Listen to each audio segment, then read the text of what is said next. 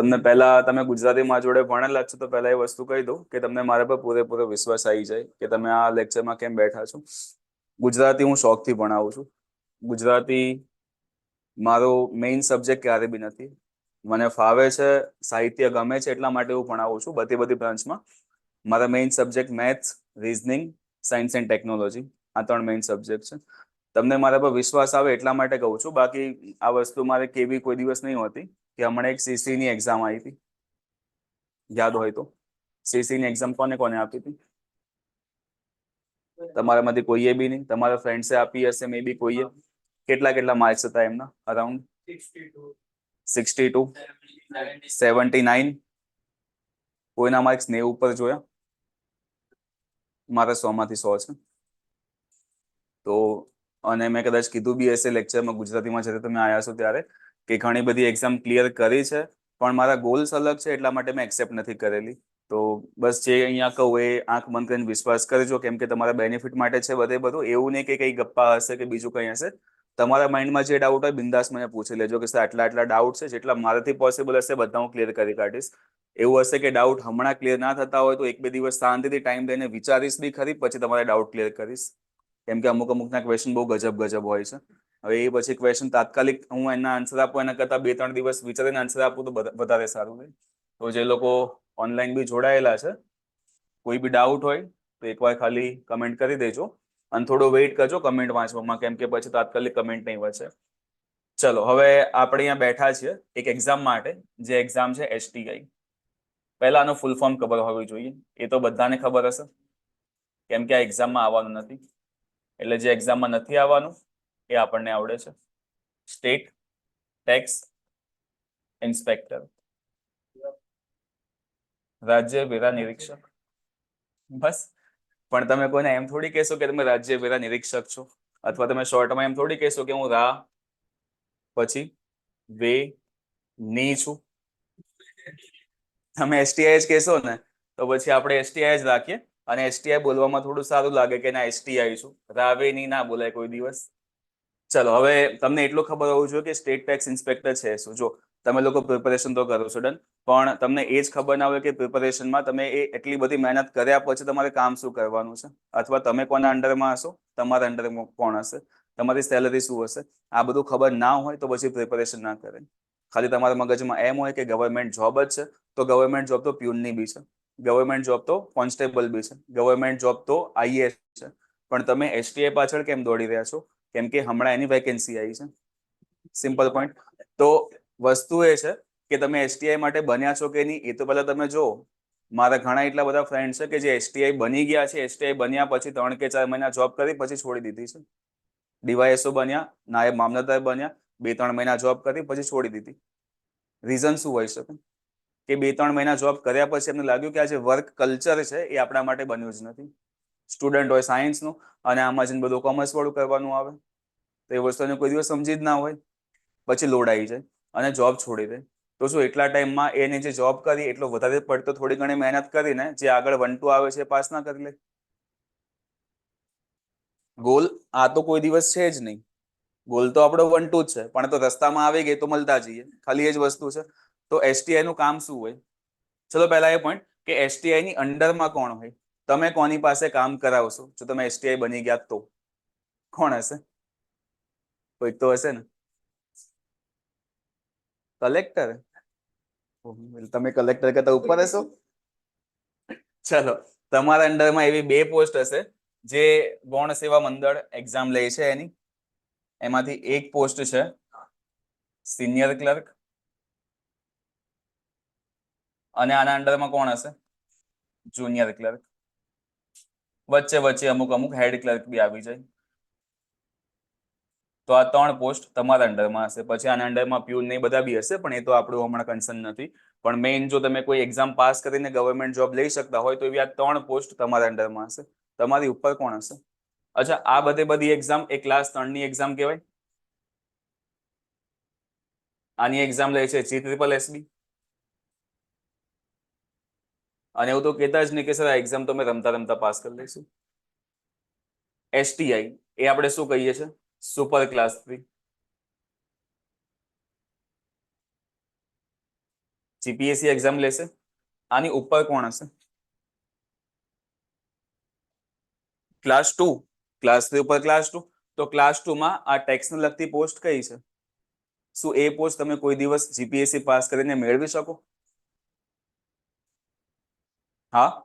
તો નામ શું પોસ્ટનું? કઈ કઈ? રાજ્ય વેરા નિરીક્ષક તો આ થઈ ગઈ. રાજ્ય વેરા અધિકારી, state tax officer. State tax officer એટલે તમે એસટીઓ ની અંડરમાં હશો અને એસટીઓ છે ક્લાસ 2. અચ્છા, હજુ તો આ ક્લાસ 2 છે, તો આની ઉપર કોઈ હશે? શું હશે? ક્લાસ 1. અને ક્લાસ 1 જે અધિકારી છે એને કહેવાય ACST, એટલે assistant commissioner of state tax. શું આ પોસ્ટ તમે સીધી મેળવી શકો છો જીપીએસસી પાસ કરીને? કેમ કે ક્લાસ 1 માં એ પોસ્ટ આવી જ જાય છે. તો આ તમારો આખો સીન હશે, આખું તમારું સ્ટ્રક્ચર હશે. અચ્છા, ACST ની ઉપર કોણ હશે? એ પછી ડેપ્યુટી કમિશનર, મેઇન કમિશનર બધા આવતા જતા જાય. એની ઉપર છેક પછી આ પહોંચે ક્યાં લગી આખી હાયરાર્કી? છેક IAS થી લઈને છેક સીધે નાણાં વિભાગ સુધી પહોંચી જાય. ડન. પણ તમારા પ્રમોશન કદાચ તમે STI બનશો તો ACST સુધી તમે પહોંચી શકો છો. એની ઉપર કદાચ એકાદી પ્રમોશન થાય, પણ ત્યાં લગી તો પછી રિટાયર થવાનો વારો આવી જાય. એટલે જો STI બનશો તો 2-3 પ્રમોશન ઉપર થઈ શકે છે. તમે જુનિયર ક્લર્ક બનશો તો પછી આગળ એટલા બધા પ્રમોશન ના થાય, કેમ કે ક્લર્કને સીધા આટલા ઇન્સ્પેક્ટર ના બનાવી દે. એટલે આપણો ગોલ હમણાં આ છે કે આપણે આ જગ્યા લેવાની છે, આ જગ્યા ઉપરથી આપણે ઉપર પહોંચવાનું છે. પણ જો જીપીએસસી ની એક્ઝામ પાસ કરો અને ડાયરેક્ટ આ પોસ્ટ મળી જતી હોય તો પછી આ પોસ્ટનું કંઈ કામ છે નહીં. આ તો તમારા અંડરમાં આવી જશે. એટલે બાય ચાન્સ એવું પોસિબલ થાય કે તમે હમણાં આની પ્રિપેરેશન કરો છો, તમે STI બની ગયા, ફટાફટ લાવો મેળવવા માટે. તમારી બાજુમાં જે ફ્રેન્ડ બેઠો છે એ હજુ 2-3 મહિના વેઇટ કરીને થોડા ટાઈમ પછી સીધો કાં તો ACST બની જાય, નસીબ હોય તો, અથવા મહેનત હોય તો STO બની જાય અને તમે એના અંડરમાં આવી જશો. પોસિબલ છે ને? તો આ તમારો આખો સીન હશે, આ પ્રમાણે આખી હાયરાર્કી હશે. હવે તમે આમાં જેટલું સમજી શકો એટલું બેટર છે. બીજો પોઈન્ટ કે જે STI છે એ STI ની સેલરી કેટલી હોય? અચ્છા, હું ACST ની વાત કરું તો સેલરી છે એની 97,000, 97,000 starting, basic, on hand. Allowance તો મળે ને? STI માં તમને કેટલા લખીને આપ્યા છે સેલરીમાં?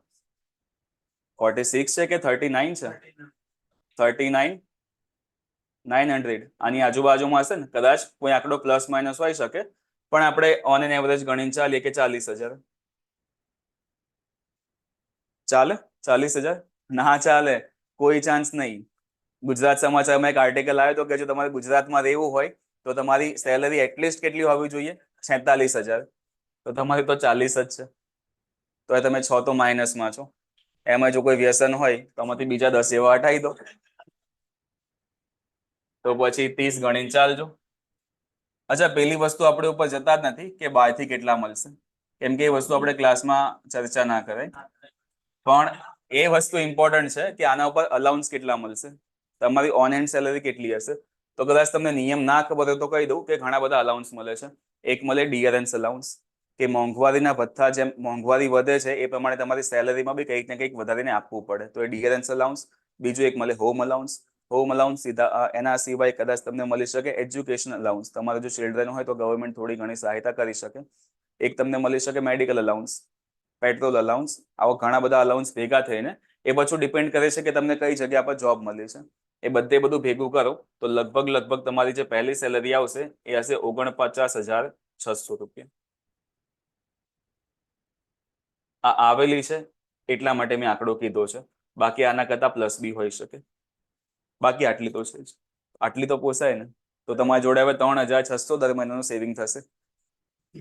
પછી SIP કરો કા તમારે જે કરવું હોય કરો, કા તો પછી જવા દો. ડન. આટલું ક્લિયર? આ તમારી સેલરી છે, આ તમારી પોસ્ટ છે.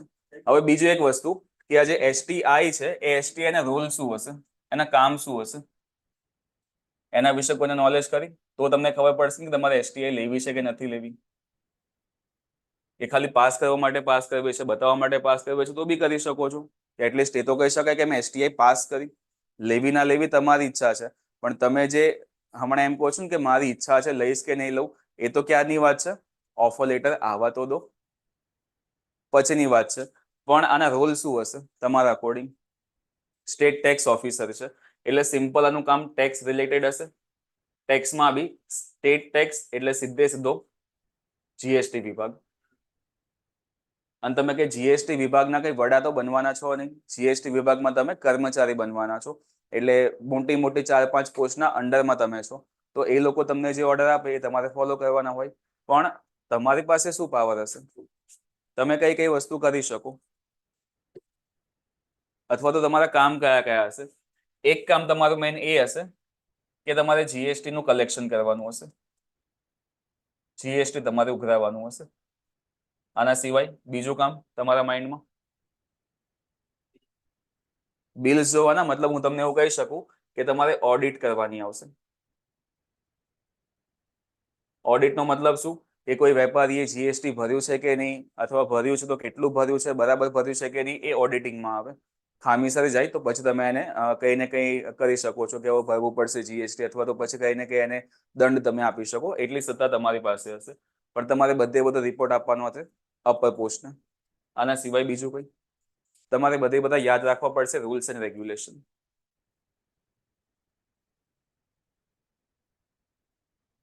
માન લો કે કોઈ નવો વેપારી પોતાનો બિઝનેસ ચાલુ કરવા માંગે છે, તો એ સૌથી પહેલા શેના માટે અપ્લાય કરશે? જીએસટી નંબર માટે. તો જીએસટી નંબર આપવો, જીએસટી નંબર કેન્સલ કરવો, આ તમારા હાથમાં છે. જીએસટી નંબર આપવા માટે તમને રૂલ્સ એન્ડ રેગ્યુલેશન ખબર હોવી જોઈએ, તો તમે સામેવાળાને સમજાવશો.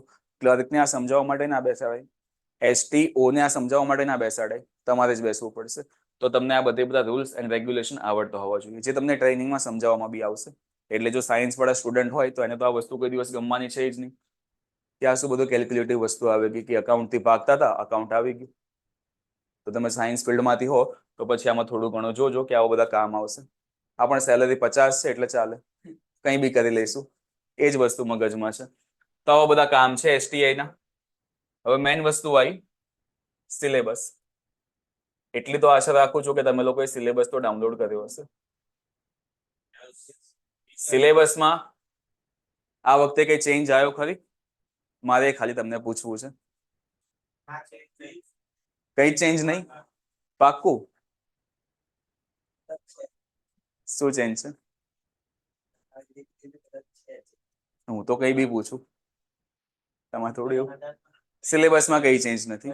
સિલેબસ પહેલા જે હતો એનો જ સિલેબસ છે. હું તમને ખાલી જગ્યાની વાત કરું તો આની પહેલા જે જગ્યા આવી હતી બહુ ટાઈમ પહેલા, લગભગ 4-5 વર્ષ પહેલા, એ મારા અકોર્ડિંગ 400+ હતી. એક્ઝેક્ટ આંકડો મને ખબર નથી, પણ લગભગ 424 ની આજુબાજુમાં હતી. 424 લખી જ નાખું છું ખાલી ગણતરી માટે. આના પછી જે એના પછી વાળી એક્ઝામ આવી એમાં પોસ્ટ હતી 243. એના પછી જે 2020-21માં પોસ્ટ આવી એમાં પણ જગ્યા હતી 243, અને હવે સીધી 2024માં પોસ્ટ આવી છે, જગ્યા છે 300. પણ ગવર્મેન્ટે પ્રોમિસ કેટલાનું કર્યું હતું? 500.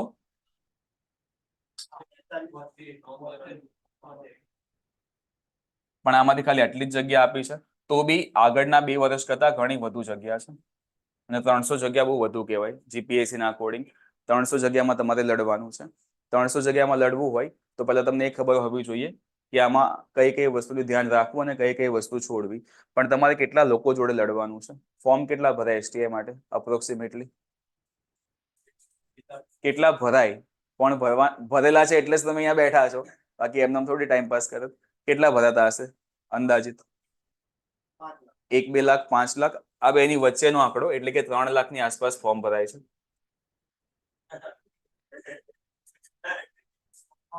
3 લાખ ફોર્મમાં તમારે રમવાનું છે. અચ્છા, 3 લાખ તમારા કોમ્પિટિટર છે?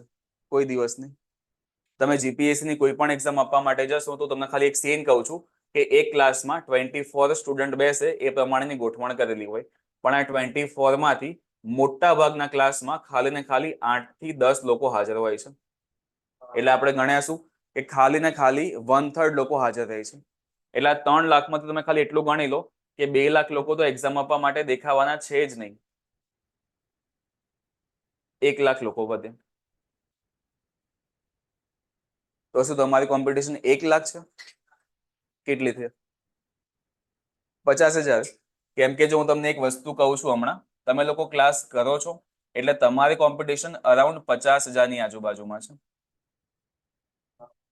માની લો કે આ જ સમય હું તમને 2017માં, 18માં કે 19માં જો આ લેક્ચર લેતો હોત તો હું તમને શું કહેત કે તમારી કોમ્પિટિશન ખાલી ને ખાલી 20,000 જ છે. રીઝન શું? પછી તમારે સમજવું પડે કે એસટીઆઈ પાસ કરવી અઘરી કેમ છે પહેલા કરતા. આ બે સમયમાં ફરક શું છે? મેં તમને અહીંયા 2024 કીધું કે તમારી કોમ્પિટિશન આટલી છે, અને મેં તમને કીધું કે 2017, 18, 19માં હું તમારી કોમ્પિટિશન 20 જ કે. તો કોઈ મોટો ફરક આવેલો હોવો જોઈએ આ સમયમાં? શું ફરક આવ્યો? એક જ ફરક. એનાથી આને કઈ ફરક ના પડે. ક્લાસીસ, એક આખો યુગ પરિવર્તન થયું. દિનેશ દાસામાંથી નલિન ઉપાધ્યાય. દિનેશ દાસા નામ સાંભળ્યું? જો તમે જીપીએસસી ભણો છો અને દિનેશ દાસ નથી સાંભળ્યું તો એવી વસ્તુ થઈ કે તમે મૌર્ય યુગ ભણો છો પણ તમે આજ સુધી ચંદ્રગુપ્ત મૌર્ય નહીં ભણ્યા. તો જીપીએસસી ભણો છો તો એટલીસ્ટ પહેલા એ તો જાણો કે જીપીએસસી આટલું બધું આનું હાઈપ જે વધ્યું છે એ કોના કારણે વધ્યું છે? ખાલી એક નામ, Dinesh દાસા, one man army. Dinesh દાસા જયારે નતા જીપીએસસી ના ચેરમેન ત્યારે પેપર ફૂટતા હતા. એક્ઝામ લેવાય ના લેવાય કઈ નક્કી નહીં. પણ પછી એક સીન બન્યો, દિનેશ દાસા આવ્યા જીપીએસસીમાં અને એના પછી 31મી જાન્યુઆરીએ દર વર્ષની તમને કેલેન્ડર મળી જાય છે. આ વખતે બી મળેલું કે કઈ એક્ઝામ હશે, કેટલી જગ્યા હશે અને કઈ ડેટ, કયા મહિનામાં એક્ઝામ હશે, પ્રિલિમ્સ, મેઇન્સ, ઇન્ટરવ્યુ સુધીનું. આ કામ દિનેશ દાસાનું છે. દિનેશ દાસના સમયમાં હું તમને જીપીએસસી 1-2 ના ખાલી પ્રિલિમ્સના મેરિટ કહીશ ને તો બી તમને એમ થશે કે શું આ પેપર નીકાળતા હતા. 400 માર્ક્સની પ્રિલિમ હોય છે અને 400 માર્ક્સમાંથી જે મેરિટ જતા હતા એ મેક્સિમમ 135 ગયેલું છે. મેક્સિમમ કહું છું, વધુમાં વધુ 2020 કાં તો 21 ની આજુબાજુમાં, કાં તો 19 બી હોઈ શકે, પણ લોએસ્ટમાં લોએસ્ટ 106 બી ગયેલું છે. એક વખતે 120 મેરિટ હતું અને આ છે જનરલ બોયઝની વાત. પણ ગર્લ્સની વાત કરું તો મોટા ભાગે 105, એક વાર તો 96 બી ગયા હતા. અને જો તમે કેટેગરીમાં આવતા હોય એસટીમાં તો ખાલી 80-85. 400 માંથી 120. તો આ દિનેશ દાસા છે તમારી સામે. આ સમયના હું તમને ડીવાયએસઓ ના મેરિટ કહું તો ડીવાયએસની જે પ્રિલિમ છે એ 200 માર્ક્સની આવતી હતી અને 200 માંથી જે મેરિટ જતા હતા એ 71, 77 અથવા 81 ની આજુબાજુમાં. આ દિનેશ દાસાનું છેલ્લું પેપર હતું. એના પછી ડીવાયએસઓ ની એક્ઝામ લીધી નવા ચેરમેને અને મેરિટ 81 થી વધીને કેટલું થયું? 106. જીપીએસસી વાળું મેરિટ હમણાં કેટલું આવ્યું? 168. આની પહેલા જે એક્ઝામ હતી એમાં કેટલું આવ્યું હતું? 181 અથવા તો 82. તો આ ચેન્જ છે.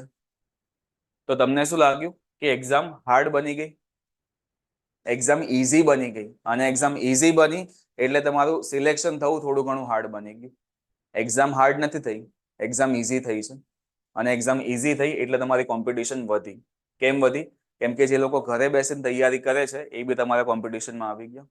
તો દિનેશ દાસના સમયમાં જે ઘરે બેસીને વાંચતા હતા એ તમારા કોમ્પિટિશનમાં ભૂલથી બી નતા.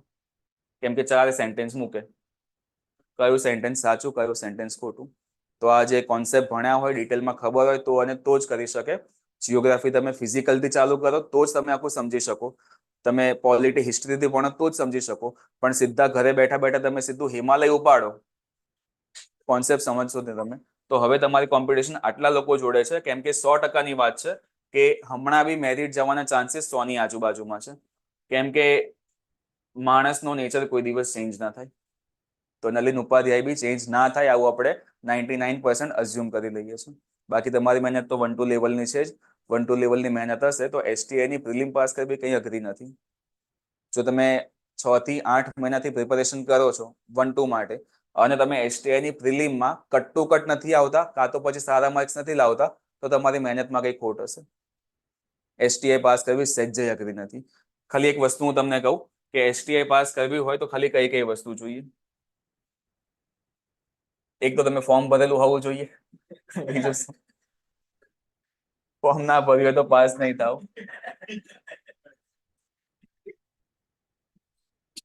તમને તમારો સિલેબસ ખબર હોવી જોઈએ.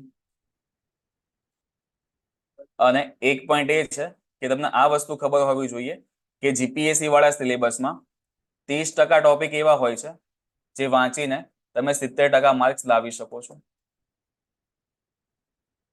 અને 70% ટોપિક એવા હોય છે કે તમે આ 70% ટોપિક વાંચશો તો એમાંથી ખાલી 30% ક્વેશ્ચન્સ જ પૂછાવાના છે.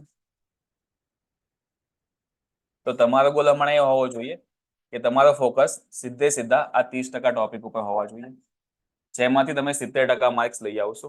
તો આ 30% ટોપિક કાઢીને કોણ આપશે? મને એટલો ટાઈમ નથી, હું ટોપિક કાઢીને આપું. અબ્રાહમ લિંકન નામ સાંભળ્યું છે? અબ્રાહમ લિંકન કયા રાજ્યના હતા ગુજરાતના? અરે ભારતના? અમેરિકાના હતા. ચલો એટલું તો ખબર છે. અમેરિકામાં કઈ પોસ્ટ ઉપર હતા એમને? યુએસએ માં? સારું, કોઈ બિહાર ના કીધું. મારી જોડે જ વિમલ ખાતા હતા. અબ્રાહમ લિંકને એક બહુ મોટું સ્ટેટમેન્ટ આપેલું જે લગભગ જે મોટા બિઝનેસમેન હોય ને એમના ઘરમાં કાં તો પછી એમની ઓફિસમાં એમની દિવાલ પર લગાવતા હોય છે. એમને એવું કીધું હતું કે જો તમે મને કઈ ઇંગ્લિશમાં કીધું હતું પણ હું ગુજરાતીમાં કહું છું, ભાઈ તમને એમ થાય કે આ ગુજરાતી ક્યાંથી બોલવા માંડ્યો. એને એવું કીધું હતું કે જો તમે મને કોઈ ઝાડ કાપવા માટે 6 કલાક આપશો ને તો હું 2 કલાક મારી કુહાડીને ધાર કાપવામાં આપીશ, ધાર જ કરીશ. બાકીના 4 કલાકમાં મારું ઝાડ આરામથી કપાઈ જશે. તો તમારી પાસે કેટલા દિવસ છે એસટીઆઈ પાસ કરવા માટે? જો એસટીઆઈ ની જોબ તમને એવું લાગતું હોય કે તમે એક્ઝામ હમણાં આપી દેશો, 3 મહિના બાકી છે, પણ હું તમને ખાલી પેશન્સ લેવલ કહું છું કે તમારે કેટલું રાખવું પડશે. પહેલો પોઈન્ટ કે આના ફોર્મ તો ભરાઈ ગયા. ઓગસ્ટમાં આના ફોર્મ ભરાવેલા છે. ઓગસ્ટ 2024માં ફોર્મ તમે ફિલ કરી કાઢ્યો. આની જે પ્રિલિમ્સ છે એ ક્યારે આવવાની છે? ડિસેમ્બર 2024માં. આના પછી આ પ્રિલિમ્સ નું રિઝલ્ટ ક્યારે આવશે? મે 2025. અચ્છા, આની મેઇન્સ ક્યારે લેવાશે? ઓગસ્ટ 2025. મેઇન્સ નું રિઝલ્ટ ક્યારે આવશે? ડિસેમ્બર 2025. તો તમારી જોબની પોસ્ટિંગ તમને ક્યારે મળશે? રિઝલ્ટ પછી તાત્કાલિક થોડી મળી જાય. 26માં ગમે ત્યારે. એટલે તમે હમણાં જેની પ્રિપેરેશન કરવા માટે બેઠા છો ને એ જોબ કદાચ તમે મેળવી બી લીધી ને તો આ કેટલા મહિના બાકી છે? હજુ 3 મહિના. આ કેટલા મહિના થઈ ગયા? 12 મહિના. અને આમાં કેટલા મહિના જશે તો આપણને ખબર છે જ નહીં, પણ આપણે ખાલી 2 મહિના ગણી લઈએ તો 12 ને 3 15 ને 2 17 મહિના પછી તમને પોસ્ટિંગ મળવાનું છે. જો તમે આની તૈયારી કરો છો તો આ રિયાલિટી છે. આટલું પેશન્સ લેવલ રાખવા માટે રેડી હોવ તો આની પ્રિપેરેશન કરજો. સેમ કોન્સેપ્ટ જીપીએસસી માં છે, સેમ કોન્સેપ્ટ ડીવાયએસઓ માં છે અને નાયબ મામલતદારમાં છે. તો જીપીએસસી ક્યારે બી એવો ખેલ નથી કે તમે એક્ઝામ આપો પાસ થઈ જાઓ 2 મહિનામાં જોબ. પેશન્સ લેવલ રાખવું પડે. લોકો તૂટી જાય છે આમાં. અમુક લોકો સુસાઇડ કરી લે છે. પાસ થયા પછી બી પોસ્ટિંગ ના મળે તો શું થાય? પણ એ વાત ઉપર આપણે નથી જવું, કેમ કે ઓનલાઈન પછી એવી બધી વાતો ના કરી શકાય. કદાચ સાચેમાં કોઈ ટપકી જાય તો મારું નામ આવે. એટલે વસ્તુ આ છે કે આટલું પેશન્સ લેવલ તમારે રાખવું પડશે. અચ્છા, આટલું પેશન્સ લેવલ તમે રાખો. માન લો કે તમારી પ્રિલિમ પાસ થઈ ગઈ, તમારી મેઇન્સ પાસ થઈ ગઈ, પણ આટલું પેશન્સ લેવલ તમે નહીં રાખી શકો તો તમે આ સમયમાં શું કરશો? હું તો એમ જ માનું છું કે ક્લાસમાં જેટલા બેઠા છે બધાની પ્રિલિમ પાસ થઈ જશે. તો તમે શું કરશો બાકીના ટાઈમમાં? ક્લાસ 1 2, બીજો કોઈ ઓપ્શન છે જ નહીં. ક્લાસ સુપર ક્લાસ 3 માંથી હવે ક્લાસ 3 માં થોડી જવાના છો તમે. તમારો ઓપ્શન ખાલી ને ખાલી ક્લાસ 1 2 હોવો જોઈએ અથવા તો યુપીએસસી હોવો જોઈએ. બીજો કોઈ ઓપ્શન નહીં. અચ્છા, માન લો કે વચ્ચે એવી કોઈ એક્ઝામ આવી ગઈ, સાદી એક્ઝામ, કે જેનું પોસ્ટિંગ તમને 1 કે 2 મહિનામાં મળી જાય એવું છે. જનરલી ના જ મળે પણ મળી જાય એવું છે તો એ આપી દેવાનું, પોસ્ટિંગ લઈ લેવાનું. કેમ કે તમને આમાં ખબર નથી કે આગળ કેટલો ટાઈમ જવાનો છે. તમને ખાલી રિઝલ્ટનો ટાઈમ આપેલો છે કે ડિસેમ્બર 2025માં આપીશું, પણ એની ઉપર લખેલું છે સંભવિત. એટલે આ બી હજુ 100% ફાઇનલ નથી. જો દિનેશ દાસા હોત તો કે આ 100% ફાઇનલ છે, પણ નલિન સાહેબ છે એટલે એકાદી મહિનો આગો પાછો આમાં બી થશે. ડિસેમ્બરમાં તમને કીધું છે કે પ્રી લઈશું, પણ લગભગ જાન્યુઆરી આવી જ જશે અથવા તો ડિસેમ્બરનું એન્ડિંગ આવી જશે છે. એટલે ડિસેમ્બર તમારી પાસે આખો જ છે. ડન. ફોકસ આપણું હોવું જોઈએ સીધું આના પર કે તમારે જો એસટીઆઈ જ ગોલ હોય તો તમારે ખાલી 30 ટોપિક જ કરવા જોઈએ, 30% ટોપિક જ કરવા જોઈએ. આ તમને ક્યાંથી મળશે? આ તમારે શોધવા પડશે કે તમે જે પેલા 2 કલાક તમારી કુહાડી શાર્પન કરવા માટે બગાડવાના હતા એ, તો આજથી નેક્સ્ટ 3 કે 4 દિવસ તમે આના પાછળ બગાડો ઇન ધ સેન્સ કે તમે ઇન્વેસ્ટ કરો, કે તમે પીવાયક્યુ ડાઉનલોડ કરી લો. પેપર આપણી પાસે કેટલા પડ્યા છે? એસટીઆઈ ના 3 પેપર હશે, ડીવાયએસ નું લગભગ 4 થી 5 પેપર હશે, જીપીએસસી ના 2016 થી બધા પેપર હશે, પીઆઈબી તો વચ્ચે આવે છે, ટીડીઓ બી તો આવે છે, ચીફ ઓફિસર બી આવે છે. જેટલી બી એવી એક્ઝામ જેમાં જીએસ પૂછાય છે, બધા પેપર ડાઉનલોડ કરો અને શાંતિથી સિલેબસમાં તમે તમારા સબ્જેક્ટનું નામ લખો. જેમ કે આપણે સબ્જેક્ટ લખી નાખીએ છે સાયન્સ એન્ડ ટેકનોલોજી. હવે સાયન્સ એન્ડ ટેકનોલોજીમાં તમને ખબર છે કે તમારી પાસે અલગ અલગ પોઈન્ટ છે. તમારી પાસે છે સ્પેસમાં બી પાછા અલગ અલગ પોઈન્ટ છે. અથવા ચલો સાયન્સ ઉપર આપણે નથી જતા, કેમ કે સાયન્સમાં કરંટ અફેર બેસ્ડ વધુ આવશે અને કદાચ મે બી એના કોન્સેપ્ટ તમને હમણાં ખબર ના હોય, તો જેના કોન્સેપ્ટ બધાને ખબર હોય છે એના ઉપર હું જઉં છું, હિસ્ટ્રી. તો હિસ્ટ્રીમાં પહેલો પોઈન્ટ એ કે તમે 1-2 ની પ્રિપેરેશન એસટીઆઈ ની જોડે જોડે કરી જ શકો, કેમ કે હિસ્ટ્રીમાં તમને 1-2 માં કેટલા ટોપિક આપેલા છે? 20 ટોપિક. જ્યારે એસટીઆઈમાં તમને કેટલા ટોપિક આપે છે? 8. ખાલી 8 ટોપિક. તો 12 ટોપિક તો પહેલાથી માઇનસ થઈ જ ગયા છે. દરિયામાંથી ડોલ ભરીને તમને આપી દીધી છે. હવે ડોલમાંથી ડબલું કરીને હું આપું છું, પણ પછી તમે ડબલું ઢોળી ના નાખતા, બધું વધી જશે. તો જો આ વસ્તુ છે, 20 ટોપિકમાંથી 8 ટોપિક એસટીઆઈ માટે તમને આપેલા છે, જીપીએસસી માંથી સીધા એસટીઆઈમાં. હવે વસ્તુ એ છે કે તમારે કહેવા માટે ખાલી 8 ટોપિક છે, પણ એકચ્યુઅલમાં 8 ટોપિક નથી. તમે 8 ટોપિકને ડિવાઈડ કરશો એટલે તમારા 20-22 ની આજુબાજુમાં ઉભા જ રહી જશે. કેમ કે ટોપિકની તમે વાત કરો એટલે પહેલા સૌથી મોટો ટોપિક તમારી સામે આવશે સિંધુ ખીણની સભ્યતા. આ ટોપિક બતાવતા એક તો વાર લાગશે. આ ટોપિક ઉપર લોકો પીએચડી કરવા જાય છે.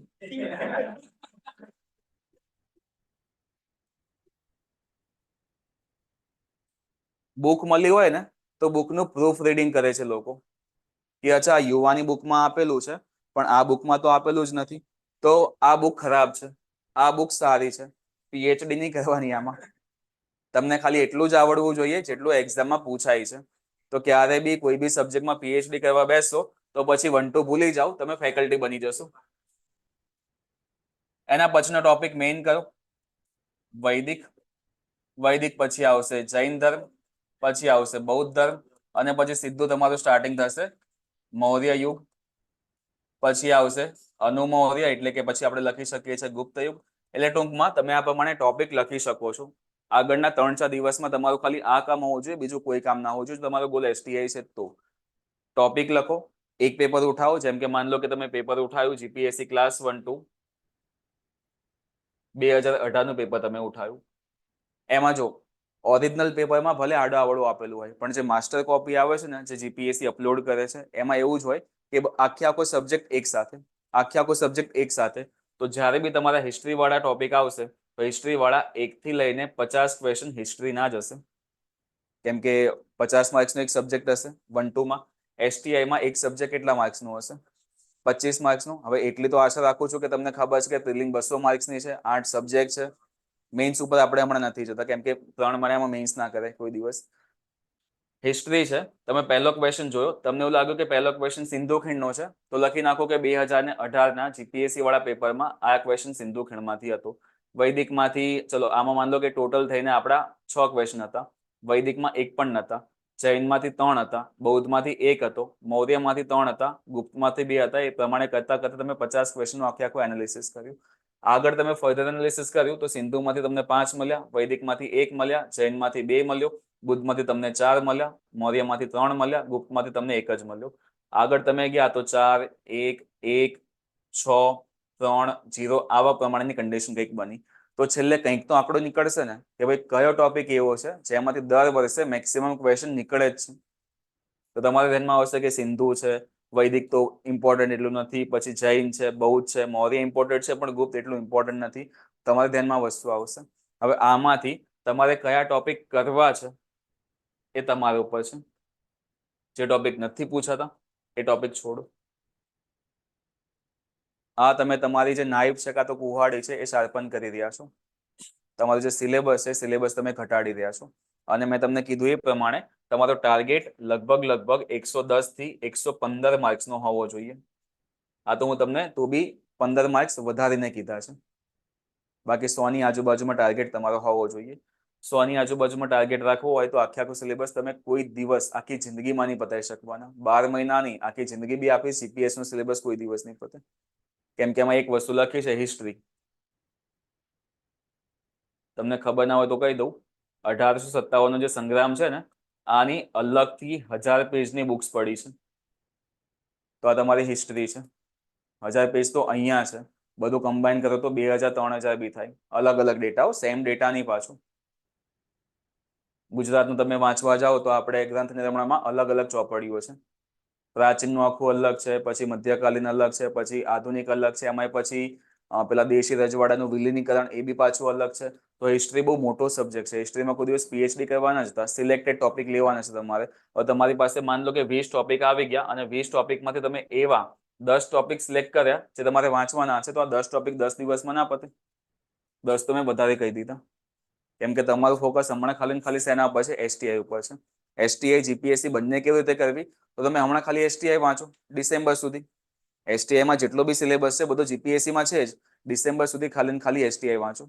જેવી એની એક્ઝામ પતી એવા તમે જે ટોપિક બાકી રાખ્યા હોય GPSC વાળા એ વાંચો. અથવા તો GPSC વાળો સિલેબસ લો, એમાં ટીક આઉટ કરો કે તમારે STI માટે કેટલું વાંચવાનું છે. પછી ડિસેમ્બર સુધી ટીક વાળા વાંચી લો. ટીક ના કર્યા હોય એ પછી ડિસેમ્બર પછી વાંચો. એમાં સેમ જ સીન છે. પ્રિલિમ પછી તમને બહુ ટાઈમ મળવાનો છે મેઇન્સ માટે. અહીંયા તમને કેટલો બધો ટાઈમ મળશે પ્રિલિમ્સ પાસ કર્યા પછી મેઇન્સ માટે? પ્રિલિમ ડિસેમ્બરમાં છે, મેઇન્સ તમારી ઓગસ્ટમાં છે. લગભગ 8 મહિના. કોણ આપે 8 મહિના મેઇન્સ માટે? કોઈ નહીં આપતું. નલિન ઉપાધ્યાય સાહેબે આપેલા છે. તો એમના નામનું એક નારિયેલ વધારી કાઢજો. એ બેઠા બેઠા કોમ્પિટિશન વધારી રહ્યા છે. વધે છે ને કોમ્પિટિશન, ગજબની કોમ્પિટિશન વધે છે. પહેલા ખાલી 3 મહિનામાં મેઇન્સ લેવાઈ જતી હતી. છોકરાઓ જો રિઝલ્ટની ખુશીમાં હોય ત્યાં તો કોલ લેટર આવી જાય મેઇન્સ માટેનું, એટલે બકા પાછો મેઇન્સમાં આવી જા. શું મહેનત કરશે? એટલે પહેલા લોકો પ્રિલિમ વાળી તૈયારી કરતા જ નતા, સીધી તૈયારી મેઇન્સ વાળી કરતા હતા. અને હવે બધા MCQ લઈને બેઠા હોય છે. પેલા પ્રિલિમ તો પાસ કરીએ, મેઇન્સ માટે તો 5-6 મહિના મળી જવાના છે. બીજી એક વસ્તુ જે મારા અકોર્ડિંગ સારી બી કહેવાય, ખરાબ બી કહેવાય, જે મેઇન્સની ડેટ્સ હતી 1-2 માં, એ ડેટ્સ કેવી મળતી હતી કે ભાઈ માન લો કે 19 તારીખ છે, તો 19 તારીખે સવારે પેપર હશે ગુજરાતીનું, બપોરે પેપર હશે ઇંગ્લિશનું. 3 કલાક 10 થી 1, 3 થી 6. 20 તારીખે પહેલું પેપર હશે એસએ નું અને બીજું પેપર હશે GS1 નું. 21 તારીખે પહેલું પેપર હશે તમારું GS2 નું અને એના પછી હશે GS3 નું. પહેલા આ કન્ડિશન હતી. 3 દિવસમાં મેઇન્સ ખતમ. અને હવે કદાચ જોયું હોય તો 20 ઓક્ટોબર, 21 ઓક્ટોબર, 22 ઓક્ટોબર, 23, 24, 25, એક દિવસે ખાલી એક પેપર. તમારા માટે બેનિફિટ એ છે કે તમે ગાંધીનગરની આજુબાજુમાં રહો છો અને તમે અમદાવાદમાં રહો છો. પણ બાય ચાન્સ તમે વલસાડમાં રહો છો, બરોડામાં રહો છો, કાં તો પછી સુરેન્દ્રનગર રહો છો, તો તમારા માટે ડિસએડવાન્ટેજ શું? કે તમે એક્ઝામ આપ્યા પછી ઘરે નહીં જઈ શકો. કેમ કે એક્ઝામ તો અમદાવાદ કાં તો ગાંધીનગરમાં હશે. તમારે જિલ્લામાં મેઇન્સ ના મળે, તમને અહીંયા જ મેઇન્સ મળશે. પ્રિલિમ ગમે ત્યાં હોઈ શકે, મેઇન્સ અહીંયા જ હશે. તો એ લોકોને 6 દિવસ હોટલ ગોતવાની, કાં તો પછી રિલેટિવના ઘરે રહેવાનું. રિલેટિવના ઘરે તો રહેવાય નહીં, એમને ખબર પડી જાય કે પ્રિલિમ પાસ કરી છે એટલે નજર લાગી જાય સીધી, તો હોટલમાં રહેવું પડશે. અને આખું અલગ એટમોસ્ફિયરમાં ડેલી રિવિઝન કરવાનું. કઈ નહીં તો તમે 2-3 કલાક તો વાંચશો ને. તો એમના માટે ડિસએડવાન્ટેજ છે, તમારા માટે એડવાન્ટેજ છે કે તમે અહીંયા બેઠા બેઠા વસ્તુ કરવાના છો. તો સાયકોલોજીકલી તમે થોડા ઘણા તો એ લોકો કરતા પહેલાથી આગળ છો. એક્ઝામ ટાઈમે એ લોકો બેઠા હશે, તમે બેઠા હશો સેમ જગ્યા પર, તો બી તમે એ લોકો કરતા થોડાક આગળ છો મેન્ટલી. એ લોકો રાતે મોડા આવ્યા હશે, ખાધું પીધું સરખું નહીં મળ્યું હોય, પેટ ખરાબ થઈ ગયું હશે, સિટી ચેન્જ થાય એટલે, પાણી ચેન્જ થાય એટલે, તમારે એવું કંઈ નહીં હોય. તો બેનિફિટ તો છે થોડો ઘણો. પણ આ વસ્તુ નેક્સ્ટ તમારે 3 થી 4 દિવસનો ટાર્ગેટ હોવો જોઈએ. અને એવું નહીં કે ખાલી હિસ્ટ્રીમાં, બધા સબ્જેક્ટમાં. કયા સબ્જેક્ટ પર સૌથી વધુ ફોકસ કરે તમારા અકોર્ડિંગ પ્રિલિમ પાસ કરવી હોય તો? જો આમાં વસ્તુ એ છે કે બધાના જે ફેવરેટ સબ્જેક્ટ હોય એ અલગ અલગ હોય. મારો main focus always math reasoning પર હોય, કેમ કે મને ખબર છે કે જો આના 25 ક્વેશ્ચન મેથ રીઝનિંગ ના આવશે તો 25 માંથી વધુ તો નહીં પણ 23 તો લાવી દઈશ. 2 માં હું ના કહી શકું, કેમ કે 2 તો આ લોકો બગાડે છે પ્રિન્ટિંગ મિસ્ટેકમાં. 23 તો આવી જશે આરામથી. તમારા લગભગ જો આમાં 20 આવી જતા હોય તો તમે મેથ રીઝનિંગમાં બહુ સારામાં સારા છો. અને 20 આવે ગયા પછી વધ્યા કેટલા? 80. 80 તો લાવી દેશો ને જીએસ માંથી. પણ આ એક વસ્તુ હું તમને કહું છું જે કદાચ તમને ખોટી બી લાગશે. તમને જે સબ્જેક્ટ સહેજ બી નથી આવડતો, તમે જે સબ્જેક્ટમાં 0% થી ખાલી 10% જ છો. અમુક આવા સબ્જેક્ટ હશે અને અમુક સબ્જેક્ટ એવા છે કે જે સબ્જેક્ટમાં તમે 50% છો. અમુક સબ્જેક્ટ એવા હશે કે જે સબ્જેક્ટમાં તમે 80% છો. 100% તમે નહીં હોઈ શકો ક્યાંય બી. તો એવું પોસિબલ ના થાય કે જેમાં તમે 80% છો એને તમે 90% લઈ જઈ શકો. 50% છો આને તમે ક્યાંક ને ક્યાંક 80% સુધી લઈ જઈ શકો. પણ શું આને તમે ક્યારે બી 40% થી વધારી શકશો? કોઈ ચાન્સ નથી. તો આવા સબ્જેક્ટ હમણાં પ્રિપેર કરવાનું ટાળી દો. તો તમારા આવા સબ્જેક્ટ કયા છે જેમાં તમે 0 થી 10% જ છો એ તમારે વિચારવાનું છે. જો તમે કોમર્સમાંથી હશો અથવા આર્ટ્સમાંથી હશો અથવા તમે સાયન્સમાંથી બી હશો તો એક સબ્જેક્ટ હશે જે તમારો હમણાં 0 થી 10%માં હશે. એ છે સાયન્સ એન્ડ ટેકનોલોજી. તમે સાયન્સ ફિલ્ડમાંથી બી હશો ને તો બેન કે ફરક નહીં પડતો. લોકોના મગજમાં એવું ઘૂસેલું છે કે સાયન્સ ફિલ્ડ વાળાને સાયન્સ બહુ સારું આવડે. આવડતો તો અહીંયા થોડી બેઠા હોત. સાયન્સમાં એ લોકો ભણેલા છે લાપ્લાસ થિયરમ ને પછી મેથ્સમાં ભણ્યા હશે મેથ્સ 3, મેથ્સ 4, પછી ભણ્યા હશે MSM. કઈ ફિલ્ડ હતી એની આગળ? સાયન્સ પછી શું? આઈટી છે તો અમને ભણ્યા હશે PHP, જાવા, પાયથન. આ બધું અમને ભણવામાં આવતું હશે. કોડિંગ લેંગ્વેજ આવતી હશે. માન લો કે તમે મિકેનિકલમાં હશો તો સ્ટ્રેન્થ ઓફ મટીરિયલ એ ભણવાનું આવતું હશે કે MSM શું છે, પછી અલગ અલગ ગિયર શું છે. પણ કોઈ બી એક્ઝામમાં કોઈ બી કોર્સમાં તમે એવું ભણ્યા કે PSLV શું છે, મિસાઇલ કેવી રીતે કામ કરે? તો સાયન્સ એન્ડ ટેક બધા માટે 0 જ સબ્જેક્ટ છે. બધાને 0 થી જ સ્ટાર્ટ કરવાનું છે. કદાચ તમે કોમર્સ ફિલ્ડમાંથી હશો તો ઇકોનોમિક્સ ઉપર એટલીસ્ટ તમે 40% હશો. જો તમે આર્ટ્સમાંથી હશો તો કદાચ તમારો હિસ્ટ્રી સબ્જેક્ટ હશે તો આમાં તમે 50% સુધી હશો. કલ્ચરમાં થોડા વધુ હશો પણ સાયન્સમાં બધા 0 જ છે. જો ઇન્ટરેસ્ટ આવે છે તો પકડો, બાકી એને જવા દો. પ્રિલિમ પાસ કરવા માટે તમે એકાદી સબ્જેક્ટ જવા દઈ શકો છો પણ સાવ નહીં. એટલીસ્ટ 25 માંથી 5 આવી જાય તો આ સંતોષ માની લેવાનું. 2 સબ્જેક્ટ એવા છે, આમ તો હું તમને કહું 3 સબ્જેક્ટ એવા છે જે મારા અકોર્ડિંગ સ્કોરિંગ છે, જેમાં તમે ઓલવેઝ ફૂલ માર્કની આજુબાજુમાં લઈ શકો. એમાં એક છે મેથ રીઝનિંગ, બીજો સબ્જેક્ટ પોલિટી, ત્રીજો સબ્જેક્ટ જીઓગ્રાફી. આ 3 સબ્જેક્ટ એવા છે જેનો સિલેબસ છે એ લિમિટેડ છે. મતલબ ભાઈ આટલી વસ્તુ છે, આટલી વસ્તુ તમારે વાંચવાની છે. આની બહારને પૂછવાની સંભાવના બહુ ઓછી છે. પણ સામે તમે લઈ લો કલ્ચર અને હિસ્ટ્રી, તો આ બંને સબ્જેક્ટ એટલા જબરજસ્ત છે, એટલા વાસ્ટ છે કે તમે ગમે એટલું ભણશો તમારે ઓછું જ પડશે ઓલવેઝ. ઇવન કોઈ હિસ્ટ્રીનો બી ફેકલ્ટી હશે તો બી 25 માંથી 25 લાવવા થોડા મુશ્કેલ જ સમજશે. 2-3 ક્વેશ્ચન તો એવા હશે જ કે જે એને બી ખબર નહીં હોય. તો 2019ની ડીવાયએસઓમાં એક ક્વેશ્ચન પૂછાયો હતો કે છોટા ઉદયપુરમાં વસતા આદિવાસી લોકો એમના ઘરમાં રહેલા પાણિયારાને એમની ભાષામાં શું કહે છે? છોટા ઉદયપુર વાળાને બી આ નહીં ખબર. મારા ફ્રેન્ડ જ છે ત્યાં, એમને મેં પૂછ્યું કે ભાઈ આનું શું આન્સર, કે હું ઈ કરીને જ આવ્યો છું. એ લોકોને બી નહીં ખબર. તો કલ્ચર એવો સબ્જેક્ટ છે કે તમે કંઈ બી કરો પતવાનું છે નહીં. એમાં એક ટોપિક લખેલો છે આદિવાસી જનજીવન. આદિવાસી જનજીવન તમે ગમે એટલું વાંચશો ઓછું પડશે. પણ હું તમને અમુક બુક્સ કહી દઉં છું, જો તમારે વાંચવી હોય ફ્રી ટાઈમમાં તો તમે વાંચી શકો છો. એમાંથી ઘણા બધા ક્વેશ્ચન નીકળી જાય. જેમ કે અમુક ટોપિક એવા છે ગોદડીનો ઝઘડો, અમુક ટોપિક એવા આવે છે થાકલા. તો આ જે પોઈન્ટ છે એ રેફરન્સ બુક્સમાં જે આપણી અલગ અલગ ક્લાસીસ વાળી બુક છે એમાં નથી હોતા, પણ જે ઓથેન્ટિક બુક છે જે પ્રોપર કલ્ચર બતાવે છે એમાં હોય છે. તો હું તમને કહું ગોદડીનો ઝઘડો એટલે શું? કદાચ સાંભળ્યું હોય તો, ના સાંભળ્યું તો હું તમને કહી દઈશ. થાકલા એટલે શું? એક બાકડા હોય બેસવા માટે, એક થાકલા હોય થાકવા માટે ના કહેતા, થાક ઉતારવા માટે. થાકલા હોય શું એ તમને રેફરન્સ બુક નહીં કહે, એ તમારે પ્રોપર આખે આખું વાંચવું પડશે. અને તમે અલગ અલગ જો ચલો સબ્જેક્ટની જ વાત કરું સીધી, હું તમને અલગ અલગ બુક્સ તમને કહી દઉં અથવા તો પછી કહી દઉં કે અલગ અલગ સબ્જેક્ટમાં તમારે કેવી સ્ટ્રેટેજી રાખવી પડે. આપણે લઈએ સૌથી પહેલા હિસ્ટ્રી. હિસ્ટ્રીમાં મેં તમને કીધું એ પ્રમાણે કે તમારી પાસે તમારો સિલેબસ ઓલવેઝ સાઈડમાં હોવો જોઈએ. હવે તમે હિસ્ટ્રી વાંચો છો અને હિસ્ટ્રીનું સ્ટાર્ટિંગ પછી તમે કહેશો ક્યાંથી? પાષાણ યુગ, નૂતન પાષાણ યુગ. તો પછી તમે ભૂલી જાઓ કે તમે STA પાસ કરશો. કેમ કે સ્ટાર્ટિંગ જ શું છે? સિંધુ ખીણની સભ્યતા. તો સ્ટિક ટુ ટોપિક, સિંધુ ખીણથી સ્ટાર્ટ થવું જોઈએ. અને સિંધુ ખીણમાં ક્યારે પણ પીએચડી કરવા ના જતા, બહુ મોટો ટોપિક છે.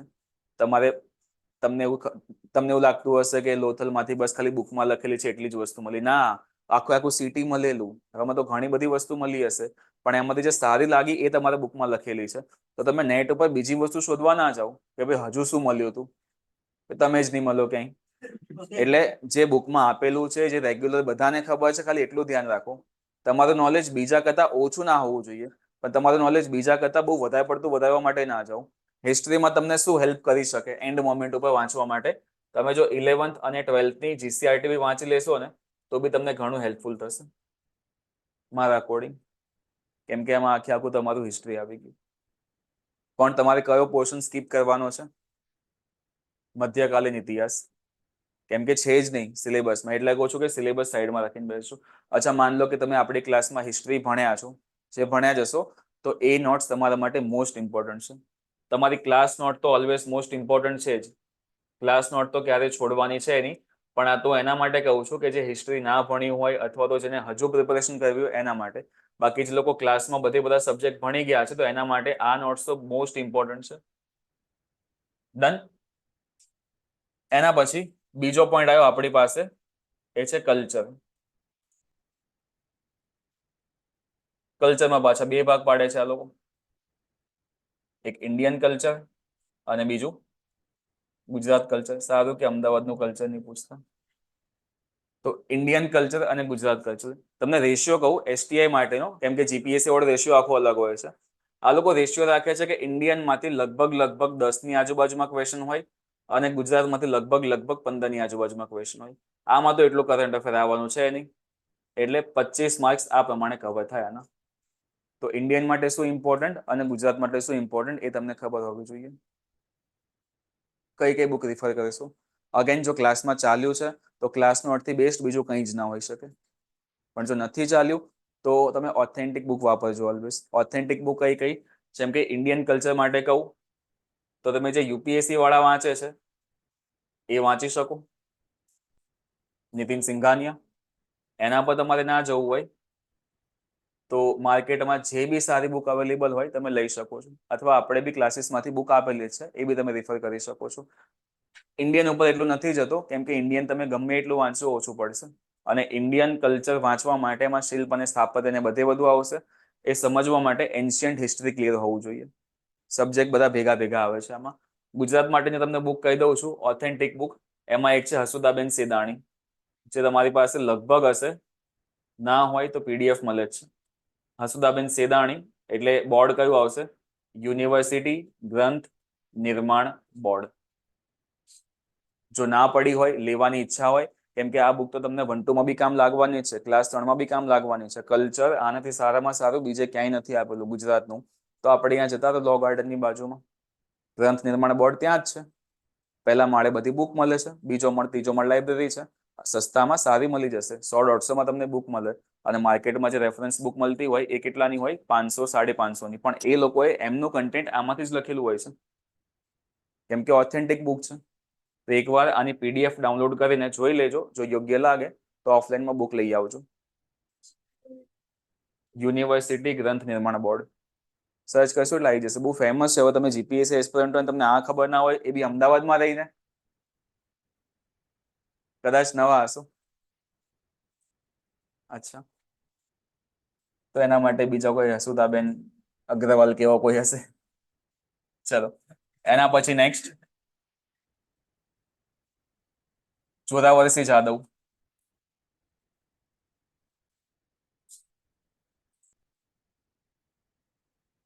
આ બુક એટલા માટે ઇમ્પોર્ટન્ટ છે કેમ કે આ ગુજરાત ગવર્મેન્ટે બહાર પાડી છે. આ મેં તમને ઓથર કહું છું, ટાઇટલ નથી કહેતો. ઓથર કહું છું કે આ બે ઓથર છે. જોરાવરસિંહ જાદવની બુક એટલી સારી છે કે આમાંથી લગભગ તમારું 80% ગુજરાતનું કલ્ચર કવર થઈ જશે. અને ફોટોગ્રાફ સાથે મસ્ત એવા ફોટો લગાવીને આ બુક બનાવેલી છે. વાંચો એટલે મજા બી આવે. અને ઘણા બધા ક્વેશ્ચન ડિક્ટો પૂછાય છે આમાંથી. તો આમાં બધું આપેલું છે, થાકલા અને ગોદડીનો ઝઘડો ને બધું. ઘણી બધી બુક્સમાં નથી હોતું. આના કરતા વિશેષ તમારે જવું હોય તો તમે પછી ગુજરાત કોર્સ ઉપર જઈ શકો, પણ પછી બહુ વધી જશે. ગુજરાતની અસ્મિતાને પછી બહુ વધી જશે. આ બે જે બુક છે એ ગુજરાત કલ્ચર માટે ઇનફ છે. ડન. તમને પીડીએફ મળે તો ઠીક, ના મળે તો પછી મને કહી દેજો, હું તમને પીડીએફ આપી દઈશ. પીડીએફ તો ઘણી બધી છે પણ એટલો ટાઈમ નથી વાંચવા માટે. કલ્ચર પછી બીજો ઇમ્પોર્ટન્ટ સબ્જેક્ટ કયો?